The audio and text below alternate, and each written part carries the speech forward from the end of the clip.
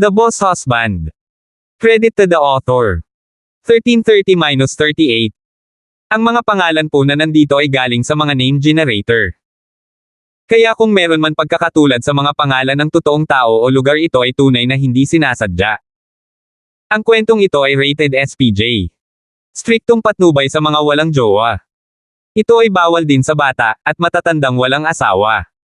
Sa Tidal Lake, ang sitwasyon ay nagbago ng husto. Ang 9 na ulong dragon ay naghihingalo, ang pares ng mataba na pakpak ay hindi na makaiwas, at ang buong malaking katawan nito ay bumagsak. Boom! Ang mga alon ng tubig ay tumalsik ng mataas. Sa katunayan, ang lawa ay namumula na may malalaking bahagi ng panloob na organo mula sa mga demonyo at mga mananang hayop na lumulutang. Nang makita na si Wilfred ay pinatay ng Nine-Tailed Celestial Fox, ang iba sa Dragon Clan ay nagulat, ngunit sa parehong oras, isang pakiramdam ng takot ang lumitaw. Dahil sa takot na ito, ang natitirang mga master ng Dragon Clan ay nawala ng lakas sa pakikipaglaban, at ang kanilang mga pagkakasala ay hindi na matalas at mabangis. Di nagtagal, pinangunahan ni Desmond at Harlot ang grupo ng mga demonyong magsasaka at mga magsasaka ng hayop at isa-isang dinurog ang mga labi ng Dragon Clan. Ang massacre na parang dagat ng dugo ay pumuno sa hangin ng masangsang na amoy. Halos lahat ng mga beast cultivator sa Jade Fox Palace ay nasa sabik. Hindi nila alam na ang tunay na lakas ng kanilang Palace Master ay umabot na sa isang nakakagulat na antas. Mahuhulaan ng lahat na sa hinaharap, ang buong Demon Realm ay mapangibabawan ng Jade Fox Palace, at ang Demon Emperor ng Purple Bamboo Forest ay may parehong lakas tulad ni Wilfred, kaya natural na hindi na siya mangangahas na makipagkompetensya kay Harlot. At ang Dragon Valley, kung wala si Wilfred, kahit na mayroong anumang mga nakatagong master, magiging mahirap na buhayin muli ang kanilang pangalan. Ang pagpapakita ng lakas ni Harlot ay pinilit din ng biglaang marahas na kabaliwan ni Wilfred, at maaari lamang itong ituring na kanyang sariling sisihin. Nang ang lahat ng demonyong dragon ay nabahira ng dugo sa Tidal Lake at nahulog sa lawa, mayroon na lamang 12-dosenang mga demonic cultivator at beast cultivator na naiwan sa ilalim ni Harlot at Desmond. Ang natitira sa mga ito ay pawang mga master ng ika-8 ranggo o mas mataas, ngunit naubos na nila ang karamihan sa kanilang true yuan, at imposible para sa kanila na muling gumawa ng malaking kaguluhan. Sa buong eksena, bukod sa malalim na kakayahan ni Harlot at Desmond, na tila higit pa sa sapat, tanging si Justin at ang mukha ng kawayan na lalaki ang hindi gumastos ng malaki sa true yuan. Mukhang pagkatapos ng araw na ito, ang 3 paa na kasaysayan ng Demon Realm ay muling isusulat, tumingin si Desmond kay Harlot, na walang pakialam sa mukha, at mapait na ngumiti. Binawi ni Harlot ang kanyang 9 na malasotlang puting foxtail, at may mga kahoy na hinalang ulap na dumadaloy sa kanyang mga mata. Pagtingin sa bangkay ng dragon na may 9 na ulo na lumulutang sa lawa, tila may iniisip siya. Palace Master, ngayong patay na ang Dragon King, bakit hindi ko pangunahan ang clan at pumunta sa Dragon Valley para sa isang bloodbath at kunin ang teritoryo para sa Master ng palasyo? Lumapit si George para humingi ng mga order. Umiling si Harlot, mukhang kaoy na hinala pa rin ito sa akin, si Wilfred ay hindi isang walang ingat na tao. At saka, malapit nang mabuksan ang Tidal Tower, tapusin muna natin ang negosyo. Natural, ang Tidal Tower ay dapat okupado ng ating Jade Fox Palace. Hindi na kailangan para sa Tidal Great Tournament na magpatuloy ngayon, tama ba? Napatingin si George sa isang pulutong ng mga demonyong magsasaka. Ang mga Demon Cultivator ay napuno ng matuwid na galit, ngunit karamihan sa kanila ay naubos ng maraming true yuan, nang ahas na huwag magsalita. Alam nila na ang kanilang pinuno na si Desmond ay hindi magiging kalaban ni Harlot, kaya kailangan nilang hayaan ang mga beast cultivator na ito na madaig. Gayunpaman, nagpakita si Harlot ng isang kaakit-akit na ngiti na palihim. Paano natin magagawa iyon? Kailangan pa rin ang kompetisyon. Hindi ako basta-basta na karakter, wala itong kinalaman sa akin o sino man sa Demon Realm na lumaban para sa supremacy, basta't huwag mo akong guluhin. May ilang oras pa bago ang pagbubukas ng Tidal Tower. Ngayong patay na ang mga mahahabang uod sa Dragon Valley, bahala na ang kapatid na Xavier kung sino ang mananalo sa kapatid na Chen, kung sino ang makakalaban ni Justin. Tidal Tower. Hindi naintindihan ng lahat kung anong klaseng plano mayroon si Harlot, ngunit dahil sinabi niya iyon, sumunod na lang sila. Malamang nahulaan ni Justin na maaaring alam niya ang tungkol kay Xavier na may posibilidad na magsanay ng Endless Resolve Restoration Scripture, tulad niya. Sa kabilang panig, hindi umiwas si Xavier, at tumayo sa hangin, ang kanyang mga mata ay nakatutok kay Justin. Nakita ni Justin ang kaunting pag-asa sa kanyang mga mata, ngunit lumipad pa rin siya at hinarap si Xavier sa kabila ng pagdududa. Habang ang magkabilang panig ay naghahabol ng hininga, ang dalawa ay unti-unting nakakalap ng malaking halaga ng True Yuan, at ang iba't ibang mapilit na aura ay magkatulad. Kalokohan. Isang grupo ng Escarlate na Nanmingli Fire ang bumangon mula sa kamay ni Justin, at ang nakakapasong init ay naging dahilan ng pag-atres ng maraming kalapit na mga Beast Cultivator. Si Xavier ay hindi natinag, at ang mga pagsabog ng Azure Blow Halo ay lumitaw sa kanyang mga kamay, na siyang kapangyarihan ng Koi Water. Nanatiling tahimik ang dalawa, at pagkatapos ng matagal na pagtitig sa isa't isa, bigla silang nag-atake. Bang! Isang marahas na pagsabog ang yumanig sa hangin. Sa isang kisap mata, nag-away na ang dalawa sa langit at hindi na makilala o mapaghiwalay. Ang Escarlate na Fire at ang asul na Koi Water ay nananatili sa kanilang dalawa. Habang nagsasalubong ang pula at asul ay nagsalpukan din ang mga kamao at paa ng dalawa na nagdulot ng matinding panginginig. Wala sa kanilang dalawa ang gustong gumastos ng masyadong True Yuan, kaya ginamit lang nila ang pinaka-primitive at direktang opens iba na paraan, gamit ang Heavenly Fire at Zuan Water True Yuan na proteksyon at gamit ang kanilang mga kamao at sipa.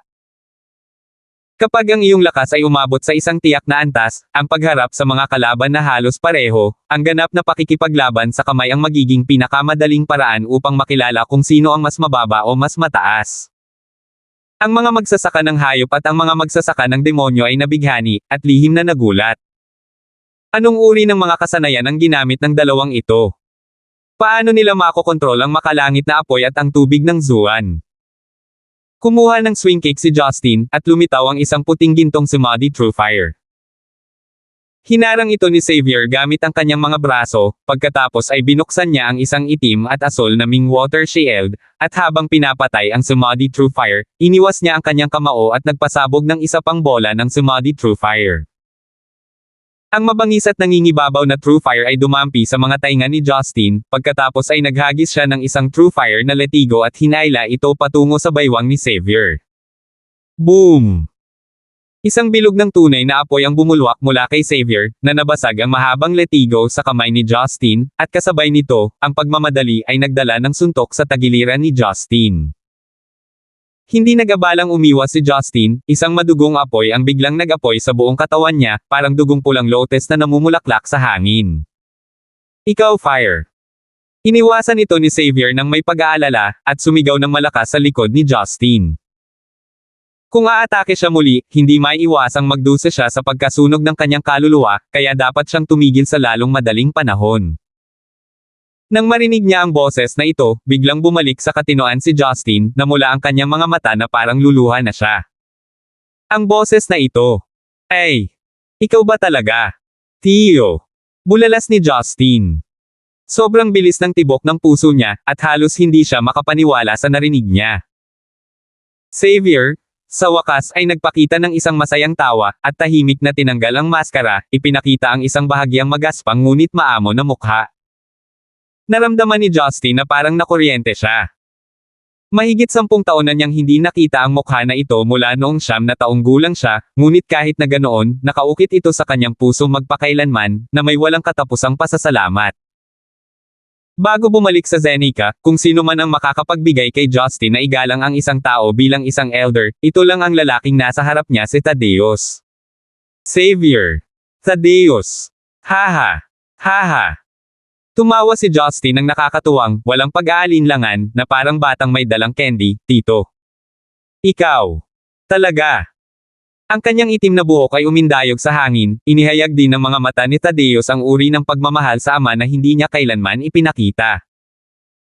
Nang makita ang binata na lumaki na, bagamat walang katayuan bilang guro o apprentice, siya pa rin ang taong tumanggap ng lahat ng kanyang mga turo noon. Munting bata, napakahusay mo.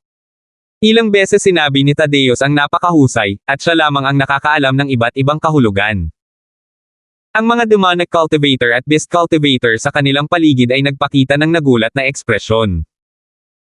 Ang dalawang human cultivator na ito ay talagang nakilala ang isa't isa, at tila may malalim na pagkakaibigan, hindi nakakagulat na ang mga pamamaraan na ginamit ay magkatulad at kakaiba. Matagal na itong inaasahan ni Desmond at Harlett, at hindi pinutol ang pag-uusap ng dalawang matandang kaibigan. Si George sa gilid ay nagtanong kay Harlett, Palace Master, sino ang nanalo? Walang magawang sumulyap sa kanya si Harlett, naiintindihan lang ni Xavier ang kapangyarihan ng Mingwater ngunit naabot na ni Justin ang Ye-Fire na mas mataas. Natural, nanalo kami. Oh! Si George at ang iba pa ay nakahinga ng maluwag, labis silang nag-aalala tungkol sa pagmamay-ari ng Tidal Tower. Sa sandaling ito, si Justin ay nasa sabik at mabilis na tinawag si Lucille at ipinakilala siya sa kanya, babae, ito ang nakatatanda ng iyong lola, ang iyong tiyuhin na si Thaddeus. Sa wakas ay makikilala mo na siya ng personal, halina't kumusta? Ha! Nagulat si Lucille sa kanyang bibig, ngunit natural na hindi magsisinungaling si Justin sa kanya, kaya magalang siyang yumuko, hello Uncle Song. Inabot ni Thaddeus at marahang tinapik ang balikat ni Lucille, na may kasiyahan, hindi madali para kay Morgana. Maagang namatay ang mga magulang mo at pinalaki ka niya at maganda ka ngayon. Ang tiyuhin mo ang nahuhumaling kaya natuyo si Shushan. Kung may pagkakataon kang makausap na umalis dito kasama si Justin, humingi ka ng tawad sa lola mo. Tito. Ano? Anong ibig mong sabihin dito? Pagkatapos ni Justin ay masaya sa sandaling ito, ngunit ang kanyang isip ay puno ng mga katanungan, at hindi niya alam kung saan magsisimula. Pinigilan ni Thaddeus si Justin sa pagsasalita at bamulong, huwag ka nang magtanong ngayon. Ipapaliwanag ko sa iyo kung bakit ako nawala at nagpakita dito. 1331. Naalala nilang dalawa ang nakaraan. Kung tutuusin, ang Tidal Tower ay hindi pa nabubuksan, at ginamit ng mga Demonic Cultivator at Beast Cultivator ang oras na ito para dahan-daang mabawi ang kanilang true yuan. Si Thaddeus ay hindi kailanman madaldal na tao. Kahit na pinag-uusapan niya ang nakaraan at ang mga kaina-hinalang punto, hindi siya nagpatalo. Sa simula, may mga alingaw-ngaw sa zero na si Thaddeus ay namatay sa pagkalason, na hindi eksaktong mali. Nadama ni Thaddeus na ang kanyang pag-iral ay nagiging mas nakakainip, at naipasa niya ang Endless Resolve Restoration Scripture, upang ang pagsasanay ay hindi mawala sa mga susunod na henerasyon. Kaya naman naisipan niyang wakasan ang buhay niya. Sa hindi inaasahan, tiyak na dahil sa nakakalason na pagpapakamatay na ito kung kaya't nagkaroon si Thaddeus ng biglaang pagkaunawa sa antas ng buhay at kamatayan, ng pagsasanay, at ang kaliwanagan mula sa ikasyam na antas ng muling pagkabuhay, ay medyo malalim din.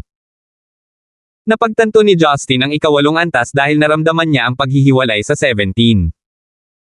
Si Thaddeus ay mas direkta at nakahanap ng isang pambihirang tagumpay sa sandali ng kanyang sariling kamatayan. Matapos ang Endless Resolve Restoration Scripture ay umabot sa ikawalong antas, ang lason na kinuha noon ay nawala ng kapangyarihan. Si Thaddeus ay itinapon sa ilang tao sa loob ng zero, naghihintay na kainin ng lobo, ngunit kahit papaano ay nakaligtas siya. Ito rin ay nagbigay kay Thaddeus ng isang perpektong tawag sa kortina, at maayos na umalis sa zero, sa walang nakatirang disyerto, upang maunawaan ang ikasyam na antas.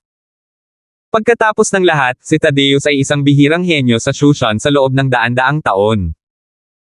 Sa sandaling nalagpasan niya ang mga tanikala, ang kasunod na paglilinang ay tila isang piraso ng cake. Matapos maramdaman ang malalaking pagbabagong dulot ng kanyang paglilinang, nabawi ni Thaddeus ang kanyang pagnanais na mabuhay, at naging mas insightful siya tungkol sa paraan ng langit at lupa. Nang ang kanyang estado ng pag-iisip ay umabot na sa isang ganap na bagong antas, si Thaddeus ay wala nang pakialam sa lahat ng mga tagumpay at kabiguan ng buhay sa nakaraan. Bilang karagdagan sa paglilinang, paminsan-minsan ay sinusubaybayan ni Thaddeus ang paglaki ni Justin, ngunit alam din niya na kung nais ni Justin na magtagumpay, dapat siyang umasa sa kanyang sarili. Ang lahat ay meant to be, mayroon siyang sariling kalooban. Paminsan-minsan lang siya nakamasid sa malayo at hindi kumibo o nagpakita sa harap ni Justin. Hanggat hindi ginagamit ni Justin ang Endless Resolve Restoration Scripture para sirain ang pundasyon ng Zeneca, hindi alintana ni Thaddeus kung ilang buhay na ang napatay niya. Dahil tahimik ding nanatili si Thaddeus sa ibang bansa, at nakaisip ng paraan na lubos na makapagkukubli sa kanyang cultivation base at hininga, hindi niya nakuha ang atensyon ng mga Diyos sa loob ng mahigit 10 taon. Tito, Kailan ka pa bumalik sa Zenica? Bakit hindi mo ako pinuntahan? Hindi maiwasang magtanong ni Justin. Magiliw nang umiti si Tadeus, ano ang dahilan kung bakit mo nasabi iyan? Masyado kang pabaya para malaman at palalampasan ang pagkakataon. Marami akong pinag-isipang ibalik sa iyo ang iyong sanggol na babae. Parang isang kulog ang direktang sumabog sa isip ni Justin. Anak. Muntik nang malaglag sa ere si Justin, natigilan at nanginginig ang buong katawan. Napatulala din si Lucille sa gilid, nakabuka ang munting cherry lips, inosenteng cute. Nang makita ni Tadeus ang ekspresyong iyon ni Justin, hindi niya maiwasang sumimangot na may pagdududa, ano bang nangyayari sa iyo, hindi ba pumunta si Leia sa bahay mo? Hindi mo ba alam? Leia. Pakiramdam ni Justin ay parang lalabas na ang kanyang puso sa kanyang lalamunan. Ang ganitong uri ng heart-shocking stimulation ay nagpabaliw sa kanya. Tito. Anong sabi mo? Anak ko si Leia. Hindi mapigil ang hinawakan ni Justin ang balikat ni Tadeus at malakas na nagtanong. Tumango si Tadeus at walang pag-aalinlangan na nagsabi, siya ang iyong anak na babae na ipinanganak ng 17. Sabi mo. Si Leia ang batang nabuntis ni 17. Ang mga mata ni Justin ay naging pulang-pula at hindi niya maiwasang maiyak dahil hindi niya mapigilan ang ganitong uri ng kasiyahan ng tao. Si 17 ay nag-iwan ng anak na babae para sa kanyang sarili. Hindi makapaniwala si Justin, at nilunod siya ng biglaang kaligayahan na parang tsunami. Nagulat din si Lucille sa nilalaman, ngunit hindi niya alam kung sino si 17, tanging si Leia pala ay biological daughter ni Justin. This is weird. Bago ako umalis, halatang may inabot akong letter at token ng 17 kay Minhuan and asked her to give it to you at that time. Nakalimutan ba ni Minhuan? Ungol ni Tadeus. Napakabilis ng paghinga ni Justin sa sandaling iyon. Hindi na siya nag-abala pa at hinawakan ang kamay ni Tadeus at hinimok, Tito, sabihin mo sa akin. Ano ang nangyayari? Anak ko ba talaga si Leia? Kung gayon paano ang 17? Hindi talaga mapakali si Justin nang sangkot dito ang kanyang mga anak at kasintahan. Bumantong hininga si Tadeus at sinabi sa kanya kung ano ang eksaktong nangyari. Noong mga araw, sa labanan sa dagat, pinanood ni Justin ang 17 na nahulog sa dagat at nawala. Gayunpaman, hindi talaga siya nawala. Ang undercurrent sa dagat ay nagpadala ng 17 sa isang napakalayo na lugar ng dagat. Kahit na siya ay malubhang nasugatan, siya ay nakaligtas. Ang lahat ng ito ay natutunan ni Tadeus nang hindi niya sinasadyang makatagpo ang 17 sa isang tropical na rainforest sa South Asia. Nakilala ni Tadeus ang 17, at malabo niyang alam ang pinagmulan ng lalaking ito sa kanyang mga alaala, pagkatapos ng lahat, miyembro din siya ng Zero. Noong panahong iyon, nanganak na siya kay Leia, ngunit hindi pa siya ganap na nakaka-recover sa mga sugat niya noong nasa Wind Tower pa siya at sa merchant ship na dumating sa South Asia. Bukod pa rito, ipinanganak niya si Leia sa ligaw at nawala ng malaking halaga ng dugo, kaya ang kanyang katawan ay lubhang mahina. Naplano na niyang ipadala si Leia sa mga lokal na katutubo upang makita kung mabubuhay si Leia, ngunit nagkataon na nakilala niya si Tadeus na nagsasanay doon. Alam na ang kanyang katawan ay umaasa na lamang sa lakas ng loob, sa kanyang huling hininga na nakabitin, talagang mahirap na suportahan ang kanyang kamalayan mula sa pagkadulas. Agad niyang napagpasyahan na ipagkatiwala ang kanyang anak kay Tadeus. Bilang karagdagan, binigyan din niya si Tadeus ng isang pingong punyal na dala niya, upang patunayan kay Justin na ito ang kanilang anak. Sinubukan ni Tadeus na gamitin ang Endless Resolve Restoration Scripture para gamutin ang 17, ngunit ang kanyang katawan ay masyadong napinsala, at halos naubos na niya ang lahat ng kanyang sigla. Matapos ipagkatiwala sa kanya si Leia, wala na itong alalahanin at namatay. Upang hindi malungkot si Leia, nagsinungaling ang 17 sa kanyang anak na pumunta siya sa malayong lugar at hiniling sa kanya na tawagan si Tadeus na lolo. Nang marinig ito, hindi sinasadyang nagtanong si Justin, Uncle. Ganito. Paano ito mangyayari? Kung anak ko si Leia, hindi ba't mga 2 taong gulang na siya? Bakit? Bakit parang 4 o 5 taong gulang siya ha? Mapait nang umiti si Tadeus, I guess it's destiny. Noong nakita ko si Leia, isinilang lang siya ilang araw na ang nakakaraan, pero kasing laki na siya ng 2 taong gulang na bata. Parang may mga espesyal na genes siya at napakabilis na lumaki pagkatapos ng kapanganakan, hindi lang sa katawan kundi pati na rin sa pag-unlad ng utak. Wala pang 2 taon, mas matanda na siya sa edad na ito, 6 na taong gulang kaysa 5 taong gulang. Pero hanggat malusog si Leia, makakatulong lang sa kanya ang ganitong paglaki, at hindi siya mawawala ng buhay sa rainforest dahil sa pagiging marupok at kamangmangan. Kinalaunan, bumalik sa normal ang paglaki ni Leia, tulad ng isang ordinaryong 4 na taong gulang na bata na dahan-daang lumaki, kaya gumaan din ang loob ko, kung tutuusin, siya ay nagkaroon ng isang malakas na pangangatawan, na may kaunting utak, kaya't ang kanyang isip ay may kaunting kaisipan mula pa noong ipinanganak. Hindi masyadong nagulat si Justin sa lahat ng ito. Mula sa pananaw ng biolohikal na ebolusyon, pagkatapos mairadiated ng banal na liwanag, ang kanyang mga gene ay talagang mas malakas kaysa sa mga ordinaryong tao. Kung si Leia ay ang kanyang sariling anak na babae, ito ay maliwanag na siya ay nagsagawa ng maraming pag-unlad at ebolusyon ng katawan at utak upang umangkop sa mahirap na kapaligiran. Gayunpaman, ang lahat ng ito ay hindi kilalang mga kadahilanan. Sa wakas ay naunawaan ni Justin kung bakit sasabihin ni Leia ang mga bagay tulad ng pagsakay sa mga elepante, talagang maraming mga elepante sa kagubatan ng Timog Asya. At nang lumitaw si Leia sa ampunan, malabo niyang naramdaman na may kakaibang aura sa malapit, ngunit hindi niya ito gaanong pinansin. Kung siya ay sumugod, makikita niya si Thaddeus. Matapos alalahanin ang nakaraan, nakaramdam ng katawa-tawa at kalungkutan si Justin. Paulit-ulit niyang pinalampas ang pagkakataong makilala ang kanyang anak. Buti na lang at nalaman niya sa wakas ang totoo.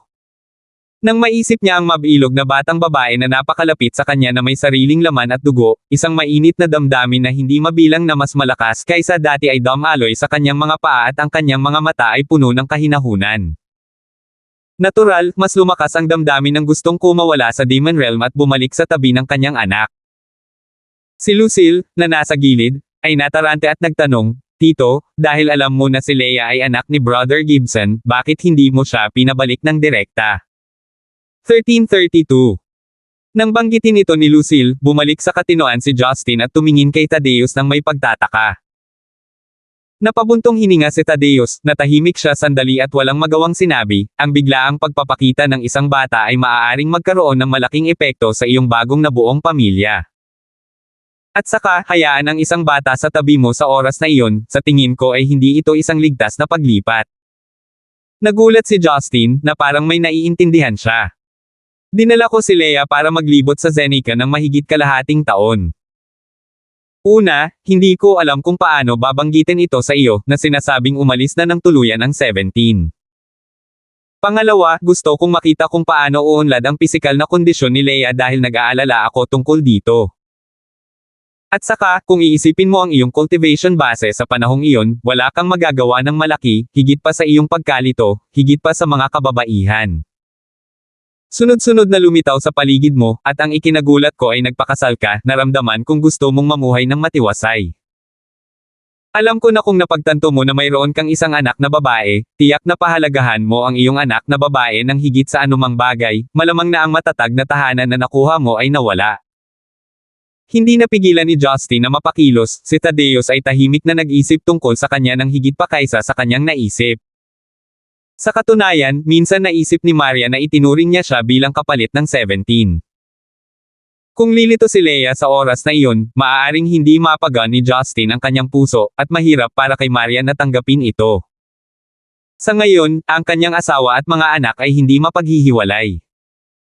Tito, alam kong nagmamalasakit ka sa akin, pero si Leia ay sarili kong anak. Hindi ba malupit din na hindi ko siya kilalanin bilang sarili ko? Iyon ang bagay, napabuntong hininga si Thaddeus, alam ko rin na sa kalaunan, kailangan mo pa ring kilalanin ang isa't isa bilang mag-ama, kaya't nag-alinlangan ako at kinuha si Leia upang manirahan malapit sa Stonegate sa simula. Gayunpaman, nakatagpo din ako ng sarili kong mga problema, na nagsimula akong mag-alala kung mas nasa panganib si Leia na manatili sa inyo. Anong klaseng problema? Sumimangot si Justin at nagtanong. Bahagyang lumungkot ang mukha ni Thaddeus, magsisimula ako sa dahilan kung bakit ako pumasok sa Demon Realm. Ito pala, nang pumasok si Tadeo sa Taiching Heavenly Lightning Tribulation Stage, nakahanap siya ng isang tahimik na lugar sa ibang bansa, ngunit dahil sa napakagandang momentum ng lugar, naakit nito ang atensyon ng ilang hindi pa natuklasang mga tao pati na rin ang mga taong gustong agawin ang Endless Resolve Restoration Scripture, mula sa mga kamay ni Tadeus. Natuklasan niya na ang kultibasyon ng kalaban ay malayo sa kanyang imahinasyon. Bagamat sinubukan niyang itago ang kanyang paglilinang, madalas siyang hinahabol at dinadala sa mga mapanganib na sitwasyon.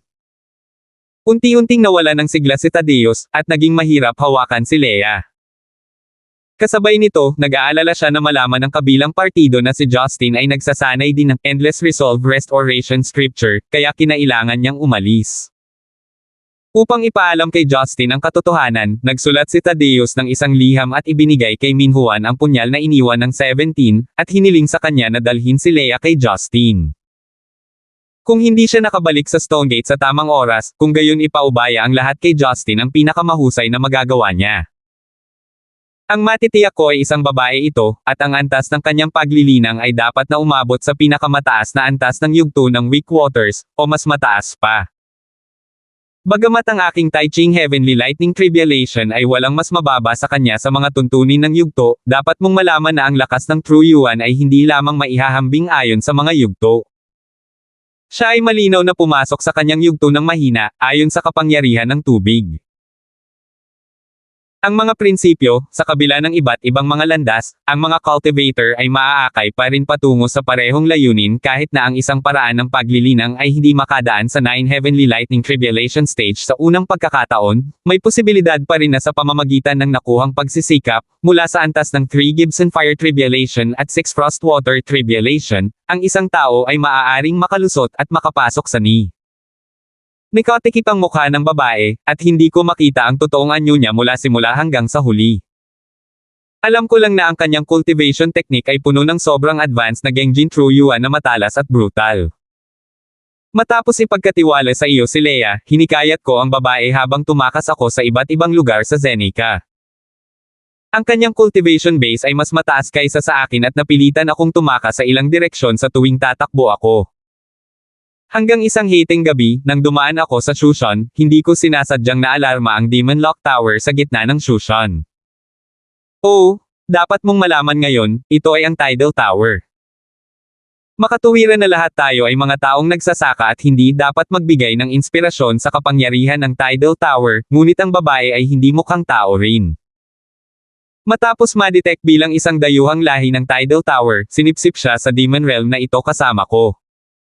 Hindi ko napigilan ang kapangyarihan ng Tidal Tower, ngunit kahit papaano ay gumamit ang babae ng hindi kilalang pamamaraan. Pagkatapos maghagis ng maliit na gintong bagay, nabuo ang isang gintong multo na hinigop ng Tidal Tower. At siya mismo, umaasa sa virtual na anino na ginamit bilang stand-in, siya ay nakatakas. Marahil iyon ay ilang mahiwagang magic weapon. Bagamat pumasok ako sa Demon Realm para maiwasang mahuli niya, hindi ako makahanap ng paraan palabas. Gayunpaman, maswerte akong nakilala si Brother Desmond sa labas ng Purple Bamboo Forest, at narito tayo ngayon. Narinig ito ni Justin at hindi niya napigil ang mapangiti, isang babae ang bumihag sa iyo, ngunit isang lalaki ang nagtangkang agawin sa akin ang pagsasanay. Tila higit pa sa iilan ang mga taong nakatingin sa atin. Noon lang alam ni Tadeus na si Justin ay na-target din, at hindi siya marunong tumawa o umiyak, talagang nakaka-relate ito. Ngayon ay dapat mong intindihin ang una kong intensyon. Ayokong malagay sa krisis si Leia at magamit ng iba bilang banta sa iyo, hindi pa banggitin na ayaw kong sumunod siya sa akin at magdusa. Baka maalala mo rin na nakilala ko ang asawa mo na si Marian noon at tinanong ko siya kung hiwalayan kanya at maaari niyang isama si Leia sa kanya, ngunit talagang tumanggi siya. Kahit na ang aking orihinal na ideya ay tumanggi. Gusto niya si Leia na maging kanyang ina, maaari niyang tiyakin na malayo sa iyo at sa akin, maaari itong magbigay sa kanya ng isang tunay na matatag na kapaligiran sa paglago.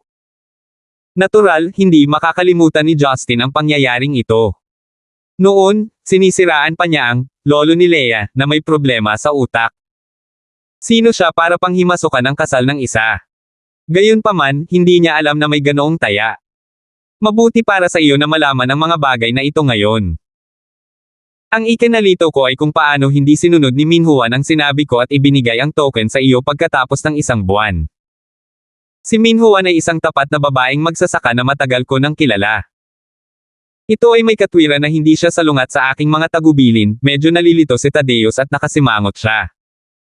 Walang sinabi si Justin ngunit iniisip niya kung ang Minhuan ay isang potensyal na banta.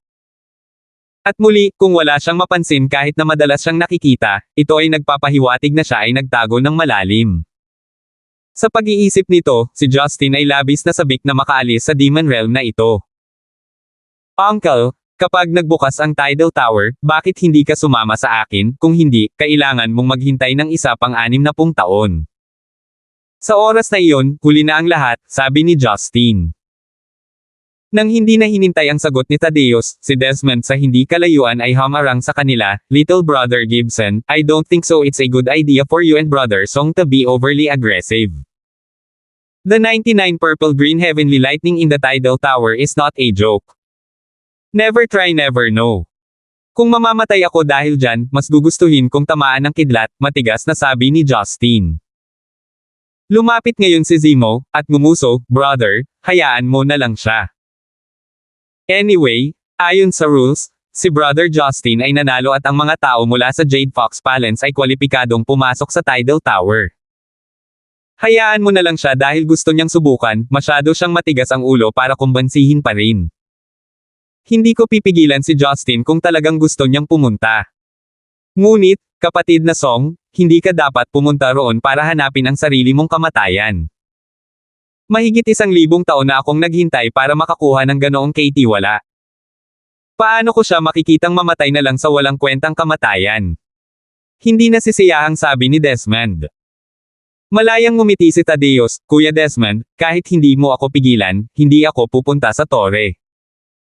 Si Justin at Lucille ay parehong natigilan, nakatingin kay Tadeus na hindi makapaniwala. "Huwag kang magtaka," nagkibit-balikat si Tadeus at sinabi, "Pag-isipan mong mabuti. Pabayaan na lang na ako ay hahabulin at papatayin sa labas, ako ay isang loner na walang anumang gusot, bakit ako lalabas? Kahit papaano ay maaari kong gugulin ang aking oras kasama si Brother Desmond sa Demon Realm na ito at mamuhay ng masayang buhay." Nakita ni Justin na si Tadeus ay tila hindi nagbibiro, at ang kanyang puso ay hindi maiwasang mabuhol, "Tito. Hindi mo ba namimiss si Leia? Si Leia ay ang iyong anak na babae. Kung ikaw ay mapalad na lumabas, sapat na iyon." Naging bukas ako sa mga bagay na ito, umiling si Tadeus at ngumiti. Habang iniisip ni Justin na manghikayat pa, bigla siyang nakaramdam ng lamig sa likod niya. Si Harlot, na matagal nang nanahimik, ay sumambulat na may mapait na layuning pumatay. Ang walang katulad na dilag sa kumikislap na puting palda, na nakatitig sa dagwang lawa na may maningning na mga mata, ay tila may napansin na hindi ka panipaniwala. 1333. Justin. Ikaw. Itinatago mo ba ng palihim ang mga bangkay ng mga dragon na iyon? Biglang tanong ni Harlot. Natigilan si Justin, at sinabing may pag-aalinlangan, "Paano iyon, marami pa ring material sa katawan ng dragon sa aking singsing, at wala na akong mahawakan pa. Kaya't tila naglalako ang masasamang hayop sa lawa na ito," ginisyon ni Harlot, at isang payat na puting seda ang lumabas mula sa manggas. Pagkatapos umikot sa ere, umikot ito patungo sa Tidal Lake. Biglang lumampas sa 1,000 talampakan ang puting seda, na may nakakatakot na pamimilit, bago pa man niya mahawakan ang tubig ng lawa, nagdulot na siya ng umaalingaw-ngaw na alon. Boom! Isang whirlpool ang nabuo sa pagpasok ng kanyang puting sutla. Habang ito ay gumagalaw na parang baliw na dragon, ang mga nagkapira-piraso na laman at mga bangkay ng dugo sa Tidal Lake ay natangay sa hangin kasama ng tubig ng lawa. Ang mga Beast Cultivator at ang mga Demon Cultivator ay labis na nalampasan, at hindi nila naintindihan ang ginagawa ni Harlot na tumanggi pa siyang pakawalan ang mga paa ng patay na angkan ng dragon. Nang nagulat ang lahat, biglang bumaril ang isang sinag na kulay pilak abo sa ilalim ng Tidal Lake. Puff puff puff. Gatlang M. Hindi mabilang na mga light beam, na may malakas na epekto, ang bumaril at pumatay sa ilang halimaw at demonyong cultivator na naubos ang kanilang true yuan at hindi nakaiwas sa oras. At sa lawa, ang isang malaking bilang ng mga bangkay na orihinal na nakakalat ay natatakpan ng mga pilak kulay abong enerhiya na ito, na para bang sila ay natunaw, nagiging pilak kulay abo ng mga patak, na naghuhukay sa kailaliman ng lawa. Sa oras na ito, ang mga Beast Cultivator at ang mga Demon Cultivator ay nagulat nang matuklasan na ang 9 na ulo na bangkay ng dragon ay wala na. Ang puting sutla ni Harlot ay muling dumiretso sa kailaliman ng gitna ng lawa mula sa himpapawid, ngunit sa sandaling mahawakan niya ito ay naagnas at na-counterattack ng isang silver-gray na enerhiya.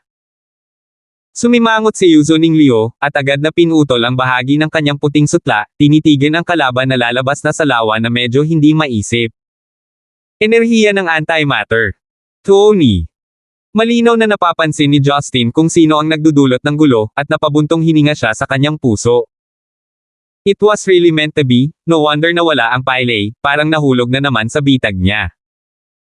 Palace Master, mag-ingat sa taong ito, gumagamit siya ng isang uri ng antimatter energy mula sa universo, at mayroon siyang mga kakayahan ng isang eksperto. Maaari itong masira at lumunok ng iba pang mga anyo ng buhay, sakupin ng katawan at iba't ibang kakayahan, at mahirap itong sirain, hindi naiwas ang paalala ni Justin kay Harlot. Alam ko na ang Wilfred na ito ay hindi masyadong hanggal. Hindi nakakagulat, lumalabas na hindi siya si Wilfred. Galit na nanlaki ang apricot na mga mata ni Harlot at naramdaman niyang niloko siya. Ang tawa ni Tony ay nagmula sa lawa, matagumpay. Haha. It's too late to know now. Akin na lahat ang blood essence nitong mga patay na demonyong dragon at demonic cultivator. Mga tanga.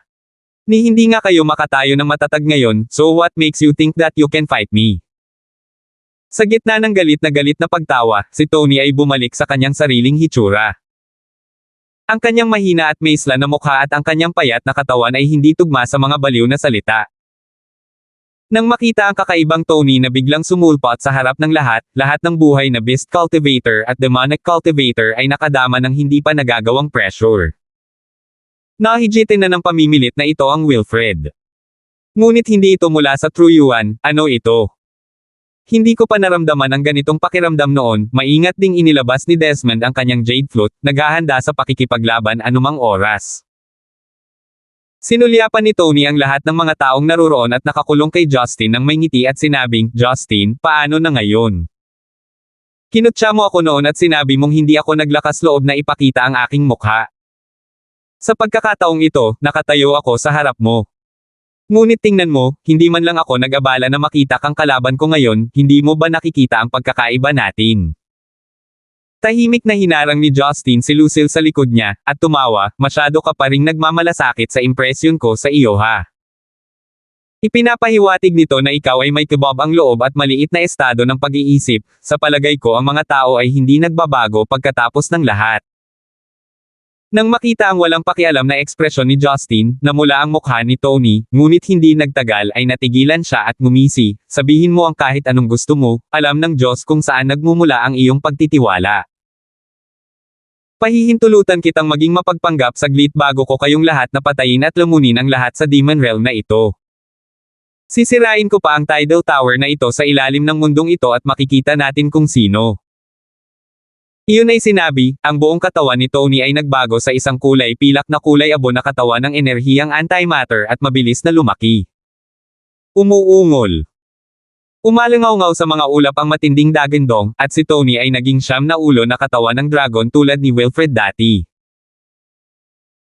Kaya lang sa pagkakataong ito ang 9 na ulo na dragon ay binubuo ng antimatter energy, at dahil sinipsip nito ang laman at dugo ng mga halimaw, dragon, at mga demonyo na namatay sa labanan, ito ay mas makapangyarihan kaysa kay Wilfred. Matagal nang nagalit sina Harlot at Desmond, paanong hindi sila kapag sinasabing kinakain sila ng isang lalaki na lumitaw ng wala saan. Naghahanap para sa iyong sariling kamatayan. Nagyelo ang mukha ni Harlot, at ang kanyang 9 na Snow White Fox na buntot ay lumipad muli mula sa likuran, naging 9 na espada, dumiretso sa puso ni Tony. Hindi nagatubili si Desmond na hawakan ang Purple Flame Magic Knife at nilaslas ang 3 ulo ng dragon ng 9 na ulo na dragon. Hindi nakaiwas si Tony, at pagkatapos niyang matigas ang ulo na tanggapin ang pag-atake mula sa dalawa, ang kanyang tinusok na puso ay gumaling sa isang pagkakataon. Sa sandaling ang tatlong ulo ng dragon ay pinutol, sila ay muling kumonekta ng perpekto at walang putol, na parang hindi sila nasira. Hindi lang iyon, ang malaking halaga ng antimatter energy ay nagsimulang lumipad pabalik-balik, na nagmamadali patungo kina Harlot at Desmond. Sa kabutihang palad, silang dalawa ay may mataas na antas ng paglilinang, at gumamit sila ng malakas na Troyuan na enerhiya upang itaboy ang antimatter na enerhiya, kaya hindi sila nagdusa ng anumang pinsala. Gayunpaman, ang gayong walang kamatayang pangangatawan ay nagpatulala kay Harlot at Desmond. Sa tingin mo, matatakot ako sa katawan ni Wilfred na may pusong dragon na tusukin mo ang puso ko. Wala akong puso kaya huwag mo na akong isipin na patayin. Ako lang ang magpapahirap sa inyong lahat. Tawa ng tawa si Tony, ang siyam na ulo ng dragon ay biglang nagsimulang mag-spray ng hininga ng antimatter na enerhiya ng dragon sa lahat ng direksyon. Boom! Boom boom! Nang ang malaking bilang ng hininga ng silver gray na dragon ay lumiwanag sa kalangitan, tulad ng hindi mabilang na makapal na pag-ulan ng meteor, na tinatakpan ang mga magsasaka ng hayop at mga magsasaka ng demonyo sa mahinang kalagayan tulad ng isang lambat. Hindi ito ganap na naiwasan ng mga tao at pagkatapos na masangkot sa antimatter na enerhiyang ito, umaasa sa kanilang natitirang Troyuan, hindi nagtagal ay nawalan sila ng kakayahang kumilos. Ang kulay pilak na kulay abo ay bumuo ng isang bilog, na sinisira ang isip at katawan ng mga master na ito, at ang kanilang mga hiyawan at iyak ay maririnig. Kinuha ni Justin si Lucille, at nagmamadaling umiwas si Thaddeus. Sa kabutihang palad, mabilis na nabawi ng Longhua Pills ang kanyang Troyuan, kaya hindi siya gaanong nahirapang harapin ito kumpara sa ibang tao. Ngunit sina Harlot at Desmond ay labis na nabalisa. Ang natitirang mga subordinate na may mas mataas na cultivation base ay nabalot ng antimatter energy, at unti-unti silang nawawala ng enerhiya, nagsisimulang mabulok. Si Tony ay walang humpay na, natunaw, ang mga natitirang master na ito, at dinagdagan ang kanyang sariling katawan ng antimatter na enerhiya na kanyang naalala, at higit na pinalakas ang kanyang sariling katawan. Little brat. Anong klaseng halimaw ang dinala mo sa Demon Realm na ito? Naging balisa si Harlot hanggang sa nakalimutan na niya ang kanyang eleganteng hitsura. Lihim na sinumpa ni Justin si Tony. Lalo siyang nababaliw, at sinabing, ano ang kinatatakutan mo? Patayin mo na lang siya. Iyon ay sinabi, ibinigay ni Justin si Lucille kay Thaddeus at sinugod ang siyam na ulo na dragon na nagkatawang tao ni Tony. Magulong kaldero. Isang pag-iisip ang lumitaw sa puso ni Justin at ang malamayan na higanteng kaldero ay lumipad muli mula sa kanyang kaibuturan. Sa sitwasyong ito, hindi nag-atubili si Justin. Kahit na siya ay pagpunta sa panganib na maging backlash, hindi siya maglakas loob na panatilihin ang kapangyarihan nito. Para harapin itong Tony, marahil ang tanging pagkakataon niyang manalo ay ang paggamit ng magulong kaldero.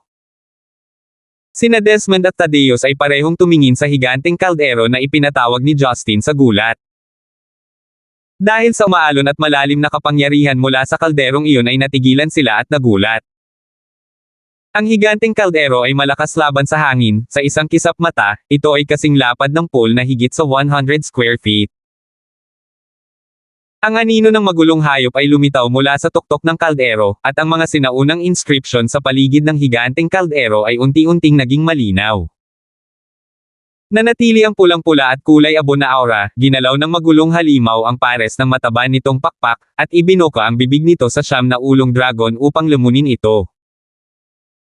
Iniumbok ni Justin ang Troyuan ng buong katawan, pinalayas ang magulong hayop at nabangga ang behemoth na si Tony. Sa isang pagkakataon, ang kalahati ng langit ay tila natatakpan ng madilim na tonong ito, ang mga maitim na ulap ay kumulog, at ang dagandong ng mga dambuhalang hayop na nakabibingi sa karamihan. Sa stalemate fight, marahil dahil ang malaking paggalaw sa ibaba ay nakaapekto sa tidal tower, sa sandaling ito ng banggaan, ang buong formasayon sa ilalim ng tore ay mabilis na umiikot at ang mga pagsabog ng nakakasilaw na gintong liwanag ay lumitaw. Nako, magbubukas na ang tidal tower. Agad na bulalas ni Desmond. 13:34. Limitado ang oras ng pagbubukas ng tidal tower. Bagaman hindi ito eksaktong maikli, ang oras ay mahalaga pa rin. Si Justin ay naiinip ngunit halos imposibleng makawala kay Tony ng mabilis at tiyak. Ang magulong hayop ay galit na sinubukang lunukan ang malaking antimatter energy na siyam na ulo na dragon, ngunit ang kasalukuyang Tony ay hindi na katulad ng dati niyang sarili. Ang magulong hayop na maaaring imaneho ng True Yuan ni Justin sa simula ay hindi na nagawang sugpuin si Tony ng kasing dali ng dati. Matapos labanan ni Tony ang nakakasakit na enerhiya, ang kanyang antimatter energy ay naging hindi mabilang na matutulis na mga arrow na tinutusok ang multo ng magulong halimaw. Nagulat si Justin at lumipad pabalik ng daan-daang talampakan bago siya tumigil, at tumingin sa ligaw na dragon na may siyam na ulo na may marahas na panginginig sa kanyang puso. Walang silbi, wala kang sapat na True Yuan at hindi mo na mailalabas ang kapangyarihan ng Chaos Cauldron kahit kaunti, hindi banggitin na lunukan ang halimaw na iyon. Si Harlot ay hindi nabigla at muli niyang pinalabas ang kanyang True Yuan. Sa sandaling ito, siya na nasa pinakamataas na antas ng 9th rank sa wakas ay naging seryoso. Ang kanyang siyam na puting fox na buntot ay humaba ng daan-daang talampakan sa isang punto, tulad ng siyam na lumilipad na dragon, at ang kulay pilak na kulay abo na siyam na ulo ng mga dragon sword ay mabangis na iginuhit sa isa't isa. Namula ang mga mata ni Justin at ngumisi, alinmang paraan, hindi ako uupo dito at hihintayin ang aking kamatayan, ako ang nag-iwan sa salot na ito na gumagala. Kung hindi ko siya papatayin ngayon, hindi ako makakalabas ng payapa. Sa sandaling ito, nagkukusa na si Tony na umatake muli, gamit ang kanyang halos hindi magagapi na katawan para ubusin ang True Yuan ng lahat at lunukan ang lahat, isang malaking bilang ng enerhiyang antimatter ang sumasabog na parang mga pagsabog sa larangan ng digmaan. Ang pagkonsumo ng maraming dragon at mga bangkay ng hayop ay nagparamdam kay Tony na hindi nakikita. Binuksan ni Thaddeus ang dalawang kalasag ng Ming Water at Koi Water, at halos hindi niya nagawang protektahan ang sarili kasama si Lucille.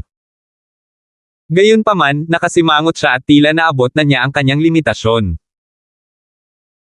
Sa katunayan, bagamat pareho silang nasa 9 Heavenly Lightning Tribulation Stage, si Thaddeus ay walang espesyal na pangangatawan ni Justin, o ang kanyang malalim na cultivation base ng walang mga magic weapon tulad ng Chaos Cauldron, sapat na itong mahirap na protektahan ang kanyang sarili at si Lucille. Kahit na siya ay itinuturing na kanyang Panginoon, ang kaakit-akit na karanasan at promosyon ni Justin ay nalampasan na siya bilang isang master. Sina Harlot at Desmond ay nagsisikap na protektahan ang kanilang mga nasasakupan, lalo na ang siyam na buntot ng fox ni Harlot, na napuno ng kanyang umaalon na True Yuan, na humaharang sa lahat ng antimatter energy. Gayunpaman, mararamdaman ng sinuman na unti-unting uubusin ni Harlot ang kanyang tunay na Yuan kung magpapatuloy siya sa ganito, ngunit malayo pa rin si Tony sa kanyang mga limitasyon. Sa isang pagkakataon, ang puting seda ay sumayaw ng ligaw sa kalangitan, ang mga pilak na ilaw ay kumikislap, at ang marahas na pagsabog ay sunod-sunod na tunog, na parang sinusubukang gutiin ang buong kalangitan. Nakalunok si Justin ng dalawang Longhua pills, at hindi siya nag-abalang gumaling ng buo at nagpaplanong samantalahin ang gulo na ito para labanan ang kanyang paraan, ngunit narinig niya ang babala ni Harlot sa kanyang banal na kahulugan. Huwag maging impulsive. Tumigil si Justin at tumingin kay Harlot nang hindi maintindihan. Ang babaeng ito ay mahinahon na humarap sa magulong pag-atake ni Tony, ngunit maaari pa rin niyang gamitin ang mga spelling ng voice transmission para kausapin ang kanyang sarili. Huwag mong kalimutan, bukas na ang Tidal Tower. Ang pakikipag-away sa taong ito ay maaaring maging dahilan upang mawalan ka ng pagkakataong makapasok sa tore. Kung gusto mong salakayin muli ang tore, kailangan mong maghintay ng isa pang 60 taon. Ang bastos na ito ay malinaw na nagnanais na sayangin ang ating tunay na Yuan upang maubos niya tayo at mapalakas ang kanyang sarili. Marahil ay hindi niya iniisip na maghintay ng susunod na oras para sa Tidal Tower, ngunit hindi mo nais na buksan ang Tidal Tower. Nagulat si Justin, ang kanyang masigasig na espiritu sa pakikipaglaban ay nabawasan ng hindi bababa sa kalahati. Tama, bakit ako lumalaban ng husto? Ang pangunahing layunin ko ay ang makaalis sa tore na ito. Nagpatuloy si Harlot sa pagpapadala ng kanyang boses, sa simula, gusto kong hintayin kang manalo at sabay-sabay na pumasok sa Tidal Pagoda. Noon pa lang, sasabihin ko pa sa iyo, ngunit ngayon ay lumampas na sa inaasahan ko ang sitwasyong ito.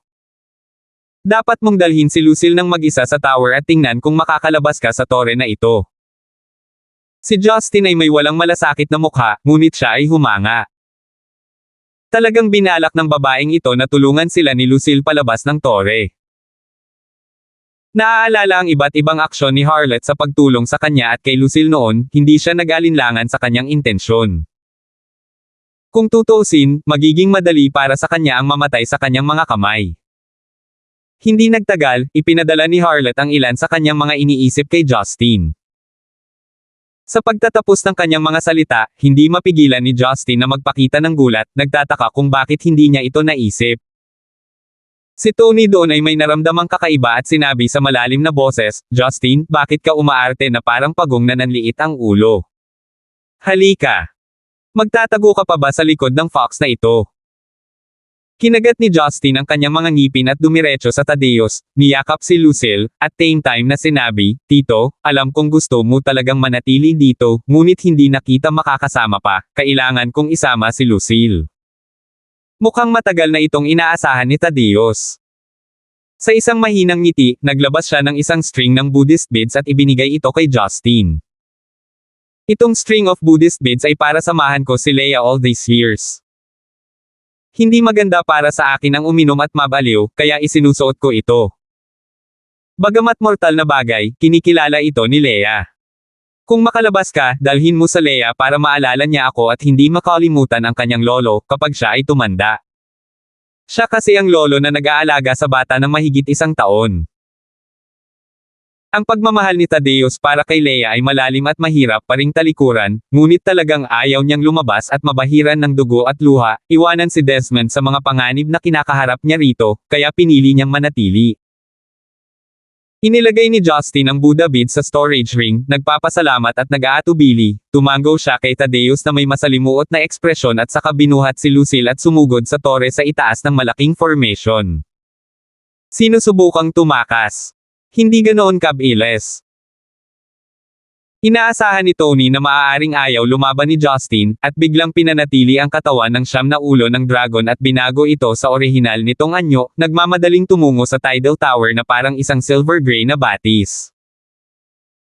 Sumunod si Harlot ng walang pag-aalinlangan, ngunit sa parehong oras ay sinenyasan sina Desmond at Thaddeus na huwag sumunod.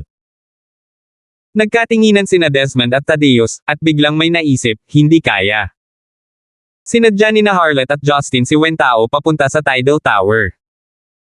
Alam nilang dalawa na ang cultivation base ni Harlot ay mas advanced kaysa sa pinagsamang dalawa, at dahil pinigilan niya ang dalawa sa pagpunta, ayaw nilang magdulot ng gulo. Sa kabilang banda, naramdaman ni Justin na parang nasa panganib siya, hawak ang malambot at maislan na katawan ni Lucille, ang mahinang katawan nito ay tumutusok sa butas ng ilong nito, ngunit wala siya sa mood na tangkilikin ito. Napakabilis ni Tony, at ang gate ng Tidal Tower ay bukas sa sinuman. Kahit na pumasok siya sa tore, hindi ito nangangahulugan na ligtas siya. Nang makita ang gate na may puting liwanag na sumisikat malapit sa kamay, walang pag-aalinlangan na ginamit ni Justin ang kanyang True Yuan para dalhin si Lucille sa tore. Sa unang palapag ng Tidal Tower, walang makikita maliban sa makapal na patong ng ulap at ambon na nagbibigay ng panginginig. Makikita mo lang ang mga pader ng tore sa magkabilang gilid, na lahat ay gawa sa jet black na kakaibang materyales na walang anumang puwang sa pagitan. Sila ay maraming komplikado at nababagong mga karakter, na parang Daoist ghost painting, ngunit sila ay ganap na natural at hindi gawa ng tao. Ang mga salitang iyon ay nagniningning ng maputlang gininto ang kinang, na eksaktong kapareho ng pagkakabuo sa ibaba, na nagpapatatag sa espasyo ng Tidal Tower.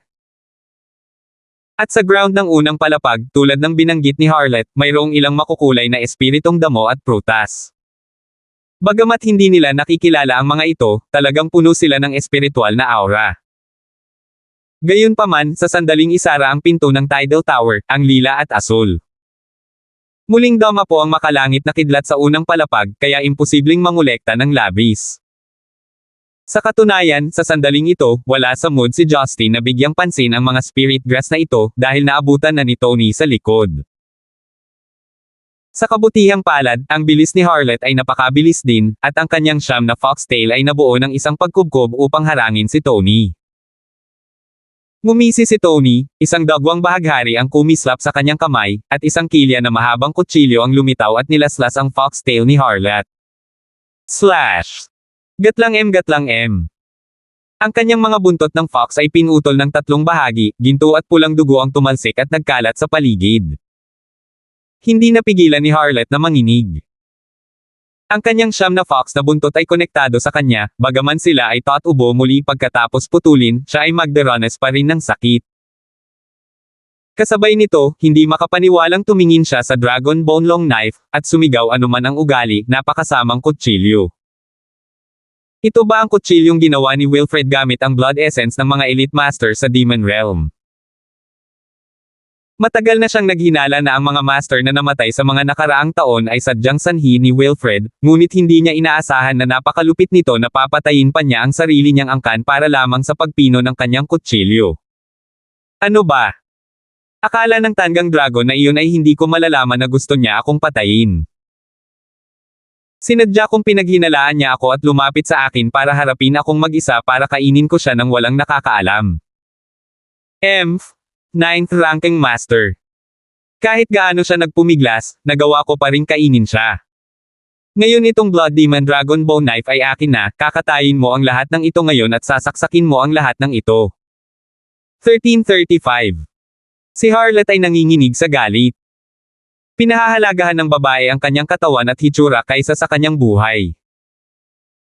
Bagamat naging katawan ng tao, taglay pa rin ni Harlot ang kagandahan ng isang nine-tailed fox sa kanyang mga buto. Ang kanyang siyam na puti, malambot at matingkad na fox na buntot ay ang kanyang pagmamalaki at lifeline. Si Tony, gamit ang isang marumi at masamang kutsilyo na ginawa mula sa mga sakripisyo ng dugo upang putulin ang 3 piraso ng kanyang foxtail ay nagpabaliw sa kanya.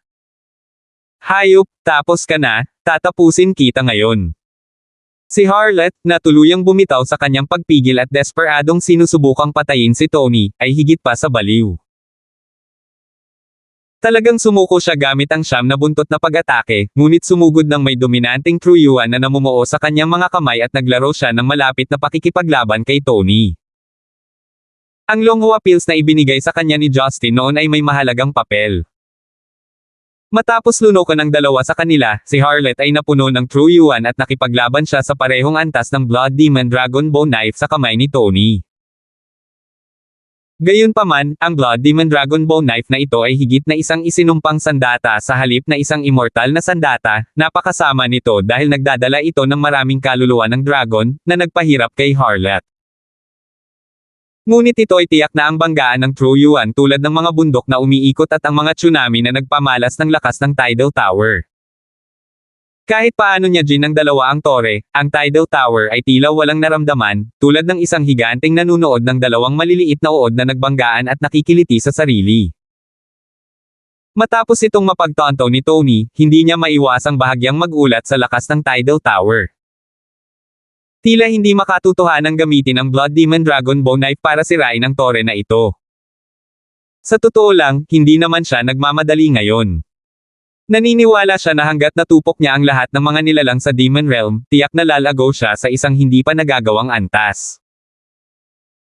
Sa puntong iyon, ang katawan ni Tony ay mabilis na nagsama-sama at nagsanib kahit gaano pa siya nawasak, naiwan si Harlot na nagngangalit ang kanyang mga ngipin sa puot. Kahit na ang kanyang mga kasanayan sa pakikipaglaban ay hindi sapat, siya ay ganap na hindi mapatay.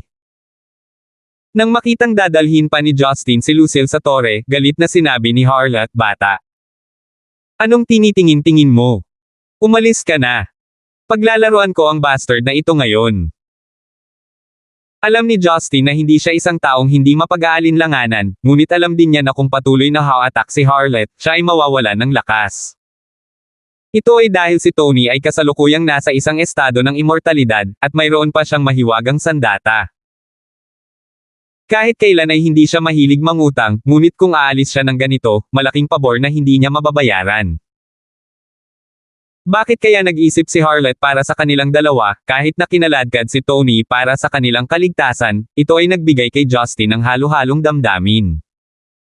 Mukhang hindi nag-aalala si Tony. Habang inaatake si Harlot, ngumisi siya gamit ang kanyang matingkad na pulang labi, at sinabing may nakakatakot na ngiti, Justin, sinusubukan mo bang sirain ang Tidal Tower? Hindi mo man lang ako kayang labanan, hinahanap mo ba ang sarili mong kamatayan? Naikuyom ni Justin ang kanyang mga kamao, na para bang nakapagdesisyon na siya, at sa wakas ay inilagay ang Chaos Cauldron sa kanyang harapan, mabilis na nilamon ang isa pang Longhua Pill, na parang normal na popcorn lang. Sino ang nakakaalam? Ang ilang mga tao ay nakatakdang tamaan ng kidlat, marahil ang Tidal Tower na ito ay mahilig, saktan ka at palayain ako, biglang tumalikod si Justin at kinurot ang nanginginig na maliit na bibig ni Lucille, at agad na sinaksak ang isang Longhua Pill at Longshow Pill, dahil maaari nilang maibalik ang kanilang tunay na diwa at mapalakas ang kanilang katawan ng sabay. Habang nagtataka si Lucille, niyakap na siya ni Justin ng mahigpit at tumalon. Sa halip na tumalon sa ibang mga lugar, tiyak na pumasok sila sa kaldero. Ang laki ng Chaos Cauldron ay nasa ilalim ng kontrol ni Justin, at sa oras na ito ay ang laki lamang na kayang tumanggap ng 2 tao. Hindi napigilan ni Tony na matigilan nang makita ito, at 2 beses na nabasag ni Harlot ang kanyang ulo at dibdib dahil dito. Ang wasak na katawan ay mabilis na naayos, ngunit nakasimangot siya, hindi naiintindihan kung bakit pinasok ni Justin ang kanyang sarili at si Lucille sa kaldero. Pero sa wakas naintindihan na din niya. Ang Chaos Cauldron ay nag-hover na may mga layer ng Great Chaotic Power, dahan-daang nabakan sa hangin, at nagsimulang umikot ng dahan-dahan. Nanatili sa loob sina Justin at Lucille, aktwal na tinatrato ang Chaos Cauldron bilang isang shield, upang tanggapin ang epekto mula sa Tidal Tower. Nakaramdam din si Justin ng pagkabalisa sa pananatili sa kaldero sa sandaling ito, mahigpit na hinawakan si Lucille upang paginhawahin ang dalaga, ngunit ang kanyang puso ay tumatalon sa kanyang lalamunan. Ito rin ay isang planong inihanda ni Harlot para sa kanya. Ang dahilan kung bakit hindi pa niya ito sinasabi ay dahil nag-aalala siya na kung matalo si Justin sa kompetisyon ng Tidal, ngunit sa pilitang ginamit ang pamamaraang ito upang makapasok sa tore, kung gayon siya ang magiging target ng lahat. Sa hindi inaasahang pagkakataon, ang Tidal competition sa pagkakataong ito ay naglabas ng halimaw na si Tony, kaya kailangang lihim na sabihin ni Harlot kay Justin ang pamamaraang ito, at pagkatapos ay kinaladkad si Tony mismo para bigyan ng puwang si Justin para sa plano. Ang pamamaraang ito ay tila kakaiba at kahit na walang katotohanan, ngunit ito ay napakasimple at makatwiran. Ayon sa ideya ni Harlot, bilang isa sa 4 na sinaunang dakilang hayop, ang pinakamakapangyarihan at nangingibabaw na aspeto ng chaos ay ang immortalidad. Mula noong sinaunang panahon, hindi kayang patayin ng mga dakilang immortal ang immortal sa kanilang pinagsama-samang puwersa, at maitatak lamang ang kaluluwa nito sa Chaos Cauldron, at makikita na ang sigla ng chaos ay hindi kapanipaniwala. Dahil ang chaos ay maaaring makaligtas kahit na ang mga sinaunang dakilang immortal sa kanilang sarili, pagkatapos ay haharapin ang 99 na layer ng purple at asul na langit na kidlat, kahit na ito ay maubos, hindi talaga ito magdaranas ng banta ng pagkawala ng buhay nito. Sa kasalukuyan, pinaamo ni Justin ang Chaos Cauldron, at kinikilala ng walang kamatayang sandata ang Panginoon nito. Hanggat na-control ni Justin ang Chaos Cauldron, ang magulong beast soul sa loob nito ay makakatulong lamang kay Justin na labanan ang pinsala. Bukod dito, tiyak na ayaw ng Chaos na manatiling nakulong sa Tidal Tower, at hindi rin umaasa na ang Panginoon na may pagkakataong sakupin nito ay papatayin ng makalangit na kidlat. Sa makatuwid, kung walang mangyayari gamit ang Chaos Cauldron upang labanan ang mga purple at blue na langit na kidlat, kahit na ito ay nasugatan ng husto, hanggat maaari itong mapanatili, magkakaroon pa rin sila ng pagkakataon na iwan ang tore na buhay. Mula nang matuklasan ng Demon Realm, karamihan sa mga pumasok dito ay mga demonic o beast cultivator, ito man ay hinihigop o nakulong. Kahit na may mga taong nagsasaka na nasipsip, hindi sila malakas na paksa. Wala sa mga taong ito ang may mahiwagang sandata ng immortal na antas, lalo pa ang mga bihirang sinaunang kayamanan tulad ng Chaos Cauldron. Kaya naman hanggang ngayon lang sa Demon Realm, ang isang tulad ni Justin na maaaring makabuo ng magic weapon ay magkakaroon ng pagkakataon na makapasok sa tore. Sa lohikal na pagsasalita, ang Chaos Cauldron na ito ay maaari ding gawing isang malaking isa upang ma-accommodate ang isang malaking bilang ng mga tao na sama-samang umatake. Gayunpaman, ito ang unang pagkakataon para sa kanya na gumamit ng ganoong paraan at pumasok sa Chaos Cauldron. Kaya't kahit na alam ng iba pang mga demonyong magsasaka, maaaring hindi sila manggahas na ilagay ang kanilang buhay sa magulong blood basin na ito. Si Justin at Lucille lang na kailangang sumunod sa kanya ang magkasamang pumasok.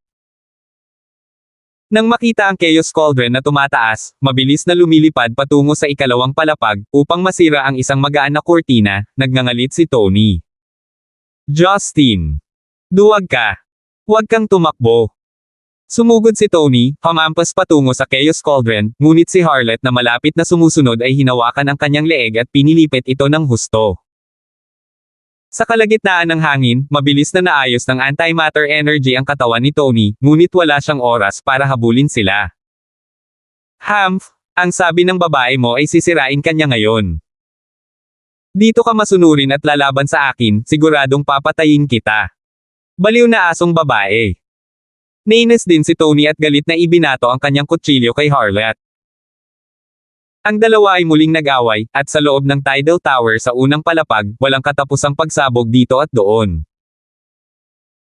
Kasabay nito, sa dimlilit Chaos Cauldron, mahigpit na niyakap ni Justin si Lucille at hinaplos ang malambot na buhok ng dalaga, na patuloy na nagpapatatag sa emosyon ng dalaga. Huwag kang matakot, nandito ako. Malamang naiintindihan na ngayon ni Lucille kung ano ang gagawin ni Justin. Bahagya siyang umiling at sumando sa dibdib nito, hindi ako natatakot. Makakasama ko si Kuya Gibson kahit mamatay ako. Gusto talagang kurutin ni Justin ang cherry lips ng dalaga. Ano bang pinagsasabi mo? Ayokong mamatay. Gusto ko pang lumabas at yakapin ang anak ko. Gayunpaman, nakonsensya siya para kay Harlot na buhol kay Tony sa ibaba. Ngunit nang hindi niya hinintay na makapag-isip kung ano ang susunod na gagawin, isang marahas na kulog ang biglang tumunog sa kanyang tenga. Boom! Parang tinamaan ang ulo niya, pakiramdam niya sa isubog na siya. Ang kanyang kaluluwa ay nanginginig, at ang tunay na yuan sa kanyang kaibuturan ay kumikilos. Hindi napigilan ni Lucille ang biglaang pagkabigla na ito, hindi napigilan ang pag-ubo ng isang subo ng dugo na nagmentsa sa dibdib ni Justin. Mula sa labas ng Chaos Cauldron, pagkatapos masira ang mga magagaan na kurtina ng una at ikalawang layer, mayroong isang electric dragon na 10-10 metro na kulay lila at asul na mabilis na nabuo sa pamamagitan ng isang liwanag na lugar na kumikislap mula sa manipis na hangin mula sa light curtain sa mas mataas na antas. Agad itong nahulog sa Chaos Cauldron. Ito ay ang unang purple at asul na langit na kidlat, ngunit ito ay nakakatakot na. 1336 Ayon sa Rumord calculation, mayroong hindi bababa sa higit sa 100 palapag ng Tidal Tower. Sa pag-iisip nito, nakaramdam ng manhid ang ulo ni Justin. Naramdaman ang pagkabalisa, masakit na paghingal at hindi maayos na mga meridian ni Lucille, alam niyang ang antas ng trauma na ito ay napakahirap para sa kanya na labanan. Nakita na niya ang mangyayari at sinabihan siyang uminom ng isang long show pill kanina, kung hindi ay maaaring mas malala ang kanyang mga sugat. Imposibleng iwanan si Lucille dito at umakyat ng mag-isa, ngunit paano siya susuko? Hindi yun katanggap-tanggap. Naramdaman niya ang pag-umbok ng kanyang ulo, at hindi niya alam kung ano ang gagawin. Habang nag-iisip, nabasag ng Chaos Cauldron ang pangalawang layer ng light curtain at pumasok sa ikatlong layer. Sa ikatlong layer ng light curtain, matapos ang isa pang light spot ay mapawi, isang purple-blue thunder dragon na mas malakas kaysa dati ang nagpasabog sa Chaos Cauldron sa pagitan ng tunog ng Thunderbolt Blasting. Si Justin ay likas na hinimok ang Chaos na buksan ang malaking bibig nito, at sinubukang lunukin ang purple at asul na langit na kidlat. Ang pamamaraang ito ay lubhang mapanganib, ngunit wala siyang ibang mga alternatibo. Umuungol. Dumagundong ang Chaos, at ang multo nito ay sumugod patungo sa lilang asul na langit na kidlat. Sa isang kisap mata, nilamon nito ang kidlat. Ang Chaos Cauldron na ito ay talagang makatiis sa purple-blue heavenly lightning, ngunit hindi nito kayang lunukan ito ng 100%. Mayroon pa ring kulog na liwanag na tumetalon at bumabagsak kina Justin at Lucille. Gayunpaman, kaya niyang labanan at protektahan si Lucille mula sa ganoong antas ng makalangit na kidlat sa pamamagitan ng pag-asa sa kanyang sariling cultivation base. Tuwang-tuwa si Justin sa kanyang puso, hindi niya inaasahan na malalamon talaga ng Chaos itong purple glow na langit na kidlat. Bagaman hindi ito lubusang nilunok, ito ay higit pa sa sapat. Gayunpaman, hindi nagtagal ang kaligayahan nang may napansin si Justin na kakaiba. Ang Chaos ay tila lumakas ng kaunti matapos lunokan ng isang bilog ng purple glow na langit na kidlat, at ang sigla nito ay halatang lumakas, lalo na ang Beast Phantom nito, mas kumapal. Ang puso ni Justin ay lumubog saglit, ito ay masama. Malinaw na sinasamantala ng Chaos na ito ang pagkakataong ito para mabawi ang sigla nito sa pamamagitan ng paglamon sa Purple Blue Heavenly Lightning. Kahit na ang Purple Blue Heavenly Lightning ay makapangyarihan, ito ay ang 9 Heavenly Lightning, kaya hindi nakakagulat na maaari itong lumunin ng Chaos. At muli, ang kaunti sa Purple Blue Heavenly Lightning ay magbabago sa sarili niyang cultivation base dahil siya ang kasalukuyang may-ari ng Chaos Cauldron. Gayunpaman, ang Chaos ay malinaw na nakakuha ng paraan kaysa sa kanya. Kung magpapatuloy ito, mahirap mag-arantya na pagkatapos nitong lumaki sa isang tiyak na lawak, hindi na ito makakagat sa kanya. Ngunit, kung hindi sila aasa sa Chaos para lunokan ang makalangit na kidlat, siya at si Lucille ay hindi makakaligtas sa purple glow na langit na kidlat na lalong tumitindi. Kahit na nahirapan siyang lumaban sa Chaos, hindi kinaya ni Lucille, at hindi niya kayang talikuran si Lucille para lang magkaroon ng pagkakataon na hindi makagat ng Chaos Cauldron.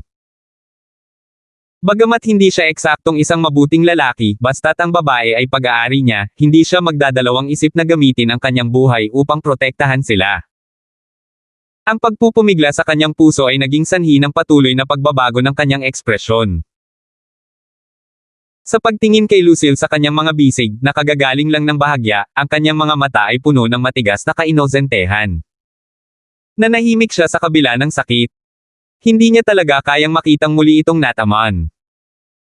Kinagat niya ang kanyang mga ngipin at naglagay ng taya na makokontrol niya ang Chaos bago umalis sa tore. Kahit papaano ay mas mabuti pa kaysa maghintay sa kanyang kamatayan dito. Habang ang Chaos Cauldron ay pumutok sa patong-patong, ang multo ng Chaos ay naging mas malinaw at mas malinaw. Ang Behemoth Beast ay nag-vibrate sa kanyang mga pakpak na laman, at isang pares ng malalalim na masamang mata ang nagpakita ng isang medyo makatao ngunit madilim at tusong aura. Sa sekta ng Shushan, ang katahimikan sa gitna ng mga pintuan sa bundok ay nasira mula noong kalahating buwan na ang nakalipas. Mula nang mawala sina Justin at Lucille malapit sa Demon Lock Tower, si Abbas Morgana ay pinakiusapan ni Martin Collins na kunin ang mga miyembro ng Red Flame Iron Brigade at nanatili sa sekta dahil sa takot na may mawala. Pagkatapos ng lahat, walang bakas kay Justin at Lucille sa ibang mga lugar maliban sa Shushan Sect. Sa mga araw na ito, maaari lamang silang gumamit ng mga siyentipikong instrumento upang makita ang Demon Lock Tower na ipinasa mula noong sinaunang panahon, ngunit wala silang nakuha. Ilang beses, iminungkahi ng mga eksperto mula sa Red Flame Iron Brigade na ang Demon Lock Tower ay dapat hukayin mula sa lupa upang makita kung mayroong anumang misteryo dito, ngunit mahigpit itong pinigilan ni Abbas Morgana. Ito ay isang bagay na ipinasa ng mga ninuno upang hindi pansinin ang sekta. Kung sakaling masira ito nang walang anumang pahiwatig, paano niya haharapin ang mga ninuno ng Susan pagkatapos niyang pumanaw? Pabayaan na lang ang katotohanang hindi sigurado si Morgana sa magiging resulta. Kahit na gusto nilang sirain ang Demon Lock Tower, hindi nila ito magawa ng mag-isa. Higit pa rito, hindi rin niya inaasahang makakahanap siya ng anumang mga pahiwatig mula sa Demon Lock Tower. Dahil ang tore na ito ay mukhang walang espesyal mula sa labas, kung ito ay talagang makakaalis ng isang tao, ang Shushan Sect ay naitatag dito sa loob ng maraming taon, bakit hindi nila ito narinig? Kaya naman, hiniling pa rin ni Morgana kay Marking na magpadala ng mga tao para magtanong sa lalawigan ng Sichuan, at nagpadala pa ng mga tao sa underground world sa ibang bansa upang magtanong kung mayroong anumang mga pahiwatig. Malapit na ang Zenaiken New Year, ngunit hindi pa sila nakakakuha ng anumang impormasyon na lalong nagpabalisa kay Morgana. Hindi lamang siya nag-aalala tungkol sa kaligtasan ni Justin at ng kanyang apo, ngunit ang mga kondisyon sa Central ay nagiging nanginginig nang hindi siya naruroon upang sugpuin ang sitwasyon. Narinig pa niya na nalaman din ng ilang dayuhang puwersa ang tungkol sa balita ng pagkawala ni Justin, at nagsimula na silang gumawa ng mga aksyon. Nang mawala sa buhay ang tila magulo at inosenteng binata, malinaw na napagtanto ng maraming tao kung gaano nakasentro sa kanya ang network ng mga interes at kapangyarihan at kung gaano siya kailangan bilang stabilizer. Maagang umaga noon ng isa pang araw, at bahagya ng maliwanag ang kalangitan, si Morgana ay nasa gitna na ng martial arts training ground sa gate ng bundok, tinatapos ang ilang set ng Shushan sword practices.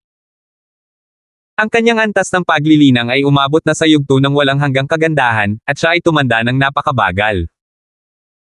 Bukod pa rito, galing siya sa isang malaking pamilya at sa tamang pag-aalaga, mukha siyang kaakit-akit at matikas na babae sa edad na 30 o 40. Ang kanyang malasot-lang itim na buhok ay sumasayaw sa hangin, may ilang butil ng pawis na dumaloy sa kanyang noo at ang kanyang matigas at hubog na dibdib ay gumalaw pataas at pababa kasabay ng kanyang paghinga. Nang walang pagngiti at pagiging mahigpit sa harap ng iba, si Morgana ay mukhang isang magiliw at matikas na ginang, hindi nakakagulat na si Thaddeus ay nababahala sa kanya noong mga araw. Nakasuot ng puting damit na may magaan na yabag, dumaan siya sa isang hanay ng mga bahay at malumanay na dumaong sa tabi ng Demon Lock Tower sa gitna ng sekta. Sa oras na ito, ang iba ay tulog pa, at ang gitna ng sekta ay tahimik. Siya lang ang tahimik na tumingin sa tore na tila walang hanggang katahimikan. Matapos matitigan ang Demon Lock Tower ng mahabang panahon, bumauntong hininga siya, Justin, ilang buhay na ba ang utang ng Lucille ko sa iyo? Mahirap nang mahulog sa iyo, at ngayon nawawala siya kasama mo, kung maglakas loob kang magpakita sa harapan ko. Gagawin ko. Gusto niyang sabihin ang isang bagay na malupit, ngunit naramdaman ni Morgana na wala na itong kabuluhan muli. Wala na ang kanyang apo, at walang silbi na champagne si Justin. Sa sandaling bumalik ang usapan, bumulong siya ng mapait na ngiti, kung maibabalik mo si Lucille sa pamilya ko at maprotektahan ang nag-iisang inapo ng pamilya kong Lysander, hindi kita papanagutin, kahit na hindi mo maaaring maging opisyal na asawa si Lucille, ayos lang. Tuluyan na rin siyang nawala sa galit matapos mawala ang kanyang apo. Mula sa unang pagkabalisa, hanggang ngayon, umaasa siyang ang bawat Diyos sa mundong ito ay magpakita ng kanilang mga kakayahan kahit na kailangan niyang gumawa ng malupit na pagmumura. Ngunit sa sandaling ito, nabigla si Morgana sa pagsabog ng kidlat.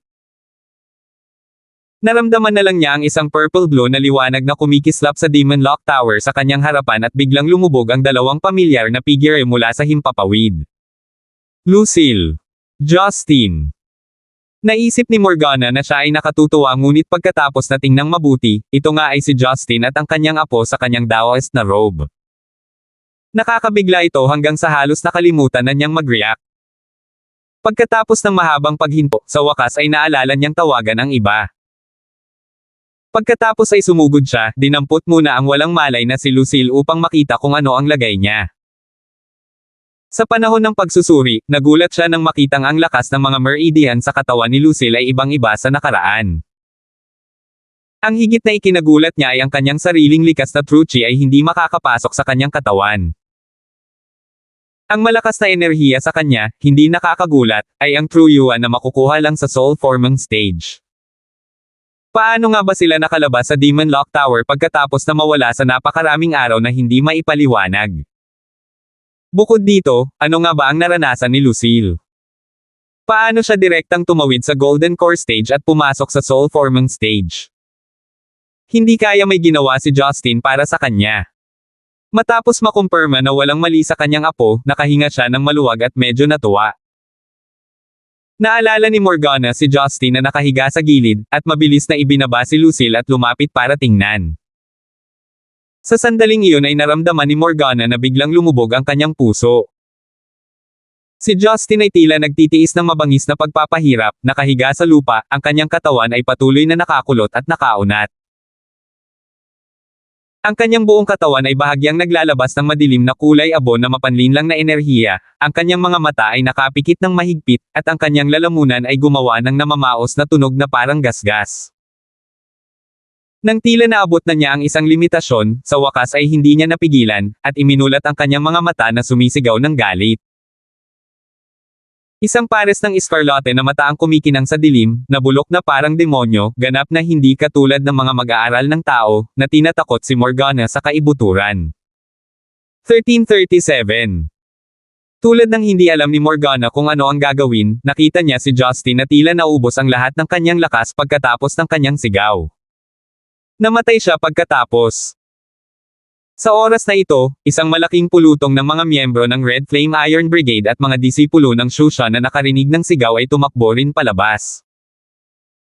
Nang makita si Morgana kasama ang lalaki at babae sa lupa sa tabi ng Demon Lock Tower, lahat sila ay nagpakita ng pagtataka. Hinawakan ni Morgana ang kanyang marahas na tumatalo na dibdib, nagsalita siya nang kumikislap ang mga mata, tulungan si Young Master Gibson at Lucille na magpahinga sa mga silid, ipaalam sa general at sabihing nakabalik na sila. Ilang executive ng Red Flame Iron Brigade ay hindi nag-atubili at tumango. Natarante man sila ay hindi na sila naglakas loob na magtanong pa. Kinusot-kusot ni Morgana ang kanyang mga mata at tumingin pababa sa Demon Lock Tower, napakahinala. Gayunpaman, walang nakakaalam, sa sandaling ito, si Justin ay sumasailalim sa isang walang hanggang labanan sa kanyang dagat ng banal na kahulugan. Sa isang magulong kawalan, muli niyang nakita ang chaos na naging kanyang sariling anyo, at sa pagkakataong ito, ang imahe nito ay partikular na malinaw at matibay. Ito ay paraan na mas malakas kaysa sa nakaraang oras. Naramdaman ni Justin na ang kanyang figure ay patuloy na hinihila patungo sa chaos, at kung magpapatuloy ito, walang duda na siya ay pagsasamahin, sa madaling salita, lalamunan. Munting bata, ito ay hindi inaasahan ha.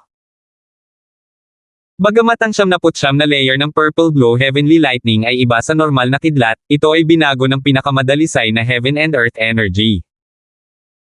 Ngayon higit sa kalahati nito ay nilamon ko na, makikita natin kung paano kalalaban sa akin.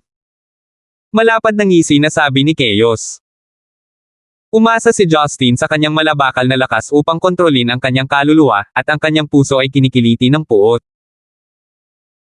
Paglabas niya sa tore, upang maiwasan ang Purple Glow Heavenly Lightning na magdulot ng mapangwasak na suntok sa kanyang sarili at kay Lucille, sa desperasyon, wala siyang ibang pagpipilian kundi ang hayaang lamunin ng chaos ang makalangit na kidlat. Sa hindi inaasahang pagkakataon, kasing layo ng pag-aalala sa chaos, ang Purple Glow na langit na kidlat na ito ay hindi lamang hindi nakakapinsala, kundi pati na rin ang paboritong sustansya nito. Ang Purple Blue na makalangit na kidlat ay ang asensya ng langit at lupang espiritual na aura na natipon ng Demon Realm, at ito ay higit sa mahalaga. Ang chaos ay talagang mapalad na mahuli ito sa mismong lugar.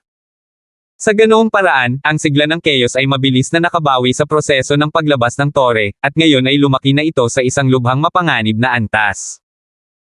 Naramdaman ni Justin na hindi na niya ganap na masugpo ang chaos. Hanggat binigyan niya ito ng kaunting pagkakataon, mahirap igarantya ang posibilidad na mabawi niya ang kontrol sa sarili niyang katawan. Sa oras na iyon, ang kanyang kaluluwa ay lalamunan ng chaos, at hindi na siya ang kanyang tunay na pagkatao. Ito ay talagang isang bagay na hindi maaaring hayaan ni Justin na mangyari, at ito rin ay hindi katanggap-tanggap sa kanya, ngunit sa kasamaang palad.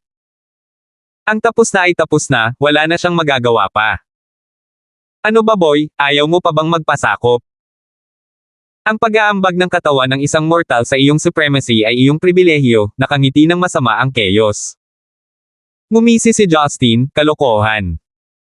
Isa ka lang selyadong hayop pero sinusubukan mong sakupin ang katawan ng iyong amo sa halip na maging alipin ko ng masunurin, anong biro? Nakaramdam ng galit ang chaos at natawa sa galit, okay. Titingnan ko kung hanggang kailan ka mabubuhay. Ngayon na ang iyong supremacy ay nakabawi na ng lubos na sigla, sa sandaling gumamit ka ng kaunting true yuan, maaari ko itong baligtarin at mabaliw ka pagkatapos ay natural na ang iyong katawan ay kontrolado ko pa rin. Anak, nangangahas ako na huwag mong gamitin ang iyong paglilinang at malalaman natin kung makakaligtas ka doon.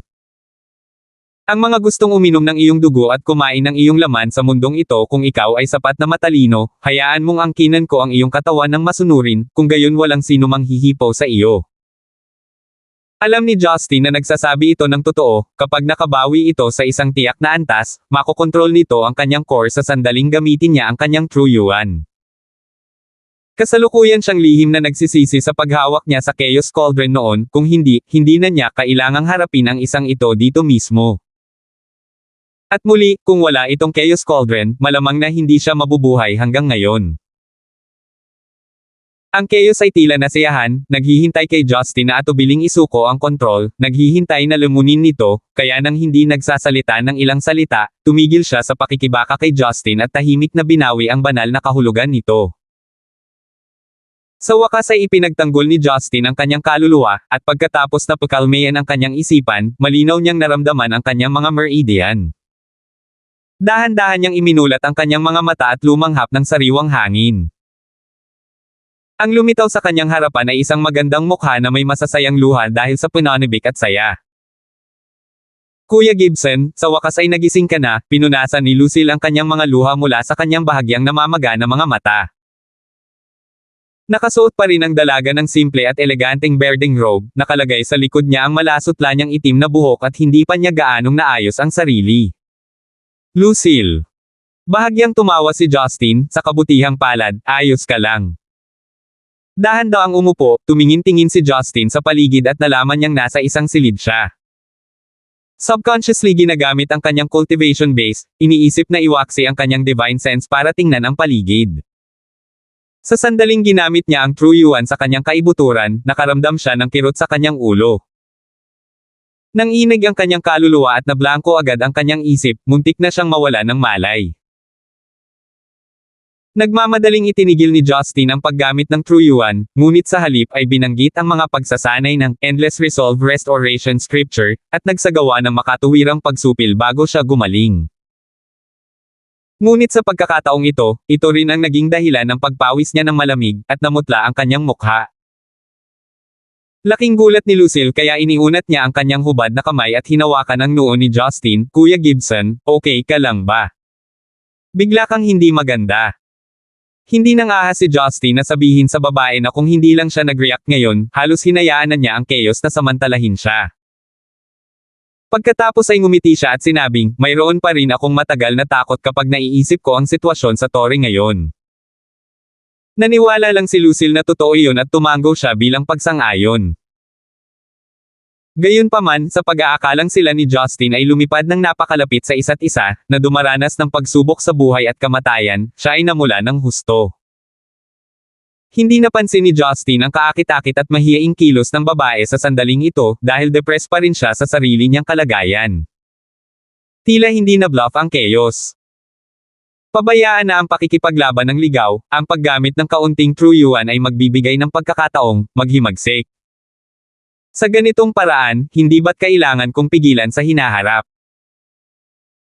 Bagamat ang kanyang pisikal na kaangkupan at mga kasanayan sa pakikipaglaban ay kasing brutal tulad ng sa nakaraan, ito ay para bang bumalik sa isang estado bago ang paglaya sa isang gabi, kung ihahambing sa cultivation base sa panahon ng tribulation passing stage. Mabuti na lang at nakalabas na siya ng tore at magagamit muli ang space laws.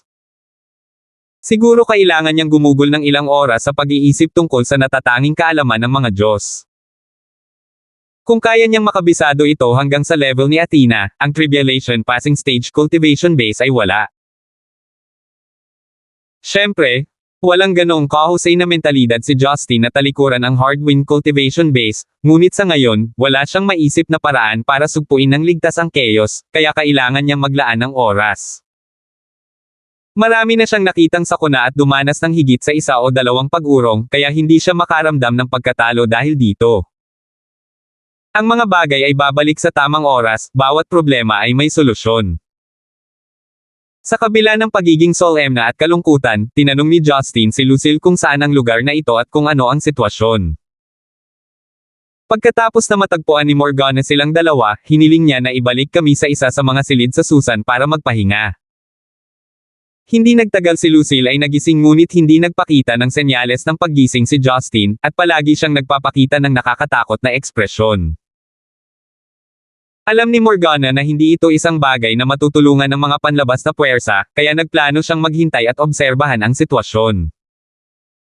Pagkatapos ng isang araw at gabi, sa wakas ay nagising si Justin. Big Brother Gibson, February 8 na ngayon. Mahigit kalahating buwan na tayo sa Demon Realm, at talagang magkasabay ang oras sa loob at labas, masayang sabi ni Lucille. Tahimik na bumulong si Justin, sa ikawalo, hindi ba 2 araw ang Zenaiken New Year? Oo, Kaya sinabi ni Lola na bumalik kami sa nakaraan, sinabi na kapag nagising ka, babalik kami sa Central para sa bagong taon, nakalimutan na ni Lucille ang lahat ng kanyang kalungkutan sa sandaling ito, at puno siya ng lakas. Ngumiti si Justin at tumango, may naalala, at nagtanong, sinabi mo sa iyong lola ang tungkol sa nangyari sa atin sa Demon Realm. Well, tinanong ako ni Lola, kaya sinabi ko sa kanya. This should be fine, right? Maingat na sabi ni Lucille. Alam ni Justin na limitado ang kaalaman ni Lucille, at sinenyasan niya na ayos lang ito, upang ang babae ay maging komportable. Para sa mga tao ng Red Flame Iron Brigade, ang Demon Realm ay napakalayo mula sa kanila, at maaaring itala lamang ito sa isang confidential, ngunit hindi na sila mag-iimbestiga pa. Gayunpaman, ang Demon Lock Tower na ito ay maaaring kailangang sarado ng mahigpit sa hinaharap upang maiwasan ang anumang karagdagang aksidente. Si Abbas Morgana ay nakahinga ng maluwag nang makitang nagising si Justin, ngunit hindi niya makita ang kanyang kasalukuyang awkward na sitwasyon. Sa halip, hinimok lang niya si Justin na bumalik sa Central para patatagin ang sitwasyon doon. Hindi na magagamit ni Justin ang True Yuan para lumipad, kaya maaari na lang niyang piliin na sumakay ng helicopter sa pinakamalapit na airport at lumipad pabalik sa Central. Dahil dito ay natarante sina Morgana at Lucille, dahil kailan siya naging napakababa sa lupa. 1338. Si Justin, na nasa helicopter na pabalik sa Central ay hindi maiwasang magtaka kung gaano kalayo ang nataman ni Harlot, na nasa unang palapag ng Tidal Tower, sa Piley. Ipinapalagay niyang hindi siya ang tipo ng babaeng mainitin ang dugo at walang ingat, dapat ay may sariling plano ito, kaya sinubukan niyang mag-isip ng positibo. At least, ngayon parang hindi kasama si Tony. Magandang balita ito, kung hindi, wala siyang magagawa sa kanya. Nauna nang naiulat ni Morgana ang balita ng pagbabalik ni Justin sa Central, at natural na natanggap ng pamilya Gibson ang abiso. Tunay na masayang balita para sa pamilya. Ang unang tense na kapaligiran ay naayos na ngayon sa pagbabalik ni Justin. Marami sa mga pamilya ng Central, mga pampulitikang bilog, at mga puwersang militar na nagbibigay pansin sa kanila ay nawala ang kanilang mga gutom na mata, at humiga muli. Marami rin ang malapit ng samuka sa puot. Ang magulong demonyong ito ay nagpasaya sa mga tao ng walang kabuluhan. Oo naman, hindi ganoon kadali para sa kanya ang mamatay. Tila ayaw pa ng langit na sirain ang pamilya Gibson, kaya ang iba ay dapat na patuloy na magtiis. Gayunpaman, ang ilang mga tao ay nagtataka kung saan nagpunta si Justin at kung bakit siya nawala ng napakatagal. Anyways, malapit na ang New Year's Eve. Ang buong Gibson residence ay puno ng makulay at makinang na mga ilaw bilang paghahanda sa pagsalubong sa bagong taon, ngayon sa pagbabalik ni Justin ay masasabing doble ang kaligayahan. Ang mga gwardya ng buong pamilya ng Gibson ay tinanggal na sa kanilang mga tungkulin sa sandaling ito dahil sa tensyon kanina, at tila napakasigla nila. Dalawang kolum ang nakahanay ng maayos sa labas ng compound, malinaw na nagsasabi sa kabuuan ng Central na naghihintay sila ng pagbabalik ng isang tao. Dahil alam niyang nakabalik ng ligtas ang kanyang anak, tumakbo si Rebecca sa Ancestral Hall, nagsunog ng insenso at yumuko sa mga ninuno ng pamilya Gibson, hila-hila si Parley. Nang makita ni Parley ang ilang hibla ng pilak na buhok sa mga templo ng kanyang asawa, hindi napigilan ni Parley na tumawa. Ang balita ng pagkamatay ni Lester ay masyadong nakakagulat para kay Rebecca. Nagsilang siya ng dalawang anak na lalaki. Kung wala sa kanila ang nanatili at kailangan niyang paalisan ang dalawa niyang anak, malamang na masisira ang babaeng nasa edad 50. Sa makatuwid, hindi alam ni Parley kung ano ang mararamdaman sa pagbabalik ni Justin. Masaya siya na ligtas ang batang ito, ngunit naiinis siya sa katotohanang nawala siya ng kalahating buwan sa ganoong sitwasyon. Sa wakas ay tumigil na sa pagsimangot si Gavin pagkatapos ng lahat ng mga araw na ito. Ngumiti siya at inutusan ang kanyang mga katulong na katay ng maraming tupa at baka, at hinintay na bumalik si Justin para kumain ng masarap. Bagamat sa huli, si Leia ang magpupunas ng halos lahat ng pagkain. Ang matanda ay palaging nasa mabuting espiritu, ngunit siya ay hindi maaaring hindi maging medyo haggard sa ilalim ng pasanin sa mga araw na ito. Ang katulong sa bahay ay inutusang tumakbo sa likurang bahagi upang ipaalam sa dalaga ang tungkol sa balita. Nang marinig ni Marian ang balita, nasa kalagitnaan siya ng pagpapaligo kay Leia sa madaling araw, at ang bote ng shower gel sa kanyang kamay ay agad na nahulog sa bathtub. Dinampot ng maliit na batang babae ang bote, ngunit nakita niyang namumula ang mga mata ng kanyang ina na parang may iyak na. Maingat niyang hinaplos ang braso ni Marian gamit ang kanyang mataba at malambot na mukha, para pasayahin siya at ipakita ang kanyang kauiwan. Tumingin si Marian sa kanyang anak na may komplikadong mga mata. Bagamat tila normal ang kanyang ekspresyon, ang kanyang puso ay ganap na nag-ulo. Bilang karagdagan sa mga pagpapahayag ng lubos na kaligayahan, pananabik, at pag-asa, mayroon din siyang bakas ng pagkabalisa. Hindi nagtagal, nakarating din ang balita kay Teresa at sa iba pang kababaihan sa Central, na nagbigay sa kanila ng ginhawa. Tungkol naman sa mga babae sa Stonegate, hindi nila alam na ang lalaking mahal nila ay pumasok sa mga pintuan ng impyerno sa nakalipas na 2 linggo. Bumalik si Justin sa Central gamit ang isang helicopter, at si Oscar ay nagmaneho para sunduin siya muli. Si Gibson Gio at ang kanyang asawa ay nanatili sa Central kasama si Oscar upang ipagdiwang ang Zen-Ike New Year bago bumalik sa Stonegate. Akala nila ito ay isang masaya at maayos na panahon ng taon, ngunit sila ay natakot. Hindi maiwasang magtanong si Oscar tungkol sa nangyari kay Justin kamakailan. Inilibot ni Justin ang kanyang mga mata sa kanya upang ipahiwatig na dapat na siyang huminto sa pagtatanong. Pagbalik niya sa compound ng pamilya Gibson, malapit ng magtanghali, ang malawak na parking lot sa harap ng pinto ay puno ng mga mararangyang sasakyan.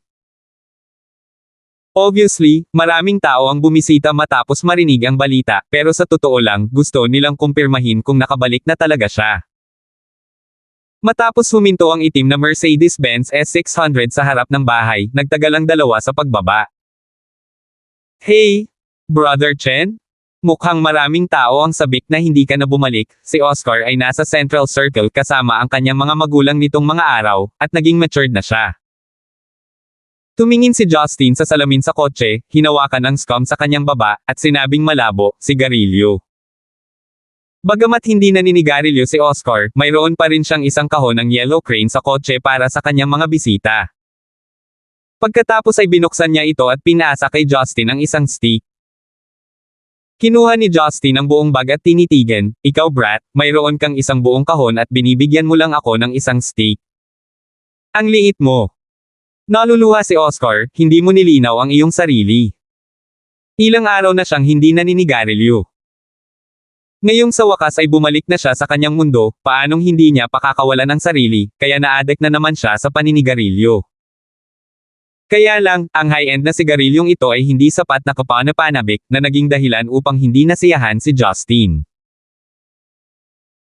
Matapos hawakan ito sa kanyang bibig, hindi sinasadya ni Justin na gumamit ng ilang throw yuan para sindihan ang upos ng sigarilyo, ngunit agad niyang napagtanto ang kanyang pagkakamali at kinailangan niyang manghiram ng lighter kay Oscar. Talagang nakakaabala na hindi magamit ang kanyang cultivation base, naisip ni Justin na hindi komportable. Pagkatapos ayusin ang kanyang buhok, tiningnan muli ni Justin ang kanyang damit. Dahil matagal na siyang hindi nagpalit, nakasuot siya ng plain gray na sweater at itim na pantalon sa Susan, at nakasuot pa siya ng isang pares ng telang sapatos. Hindi niya maiwasang mapasulyap sa itim na Giorgio Armani suit ni Oscar na nasa harapan niya. Ngumisi siya at ipinakita ang kanyang mga dilaw na ngipin, halos ipakita ang kanyang gilagid, na napangiti si Oscar sa panginginig. Anak, tanggalin mo ang iyong damit. Bakit, Kuya Justin? Wala akong hilig niyan. Kinakabahang sabi ni Oscar. Anong kalokohan? Ipaubaya mo sa babaeng Didi ang maputing puwet mo. Mukhang desente ang kasuotan mo, bakit hindi mo ito ipahiram sa akin? Hindi mo ba nakikita na naghihintay ang mga taong iyon sa aking napakarilag na pagbabalik, hindi ba dapat ako ay magpakitang gilas? Hindi na pinansin ni Justin ang pagtutol ni Oscar, at sumugod siya para hilahin ito ng mag-isa. Napabuntong hininga si Oscar na hindi nagantihan ang kanyang kabaitan. Hindi niya sana siya susunduin kung alam niyang mangyayari ito. Pinsan nga siya ng magnanakaw, ninakawan pa niya ang sarili niyang kapatid. Sa sandaling ito, sa malaking sala ng front hall ng Gibson Residence, si Gavin ay nakaupo sa upuan ng may-ari, may hawak na tasa ng tsaa na tahimik na naghihintay. Ang iba pang mga miyembro ng pamilya Gibson ay sabik na inaabangan ito, habang si Marian ay nakahawak kay Leia at nakatayo sa tabi ni Rebecca. Ang chubby little girl ay ganap na walang interes sa katotohanan na napakaraming tao ang naakit sa pagbabalik ng kanyang ama. Hawak niya ang isang pack ng beef jerky na pinalamanan ng kung sino sa kanyang kamay, ngumunguya ito ng sarap. Sa magkabilang panig ng sala, mayroong ilang mga pinuno ng angkan mula sa linya ng collateral ng pamilya Gibson, gayon din ang ilan pang kinatawan ng pamilya sa Central, maging ang mga kadra at general ng militar na higit sa antas ng ministerial. Sa kanila, ang pinakakapansin-pansin ay walang alinlangan na si Gilmore, na nagmamadaling itigil ang kanyang trabaho kaagad pagkatapos matanggap ang ulat. Ngunit ang ikinagulat nila ay sa likod ni Gilmore ay nakatayo ang isang gwapong lalaki na nakasuot ng puting suit na may mahabang buhok at mayabang na mga mata. Parang tinatamad siyang makipag-usap kahit kanino.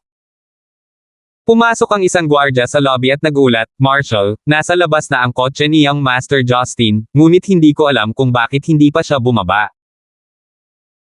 Pumunta ka at ipaalala sa kanya, napakaraming tao na nagmamalasakit sa kanya ang naghihintay." Iwinagayway ni Gavin ang kanyang kamay, at ang kanyang mga salita ay tila may ibang kahulugan din.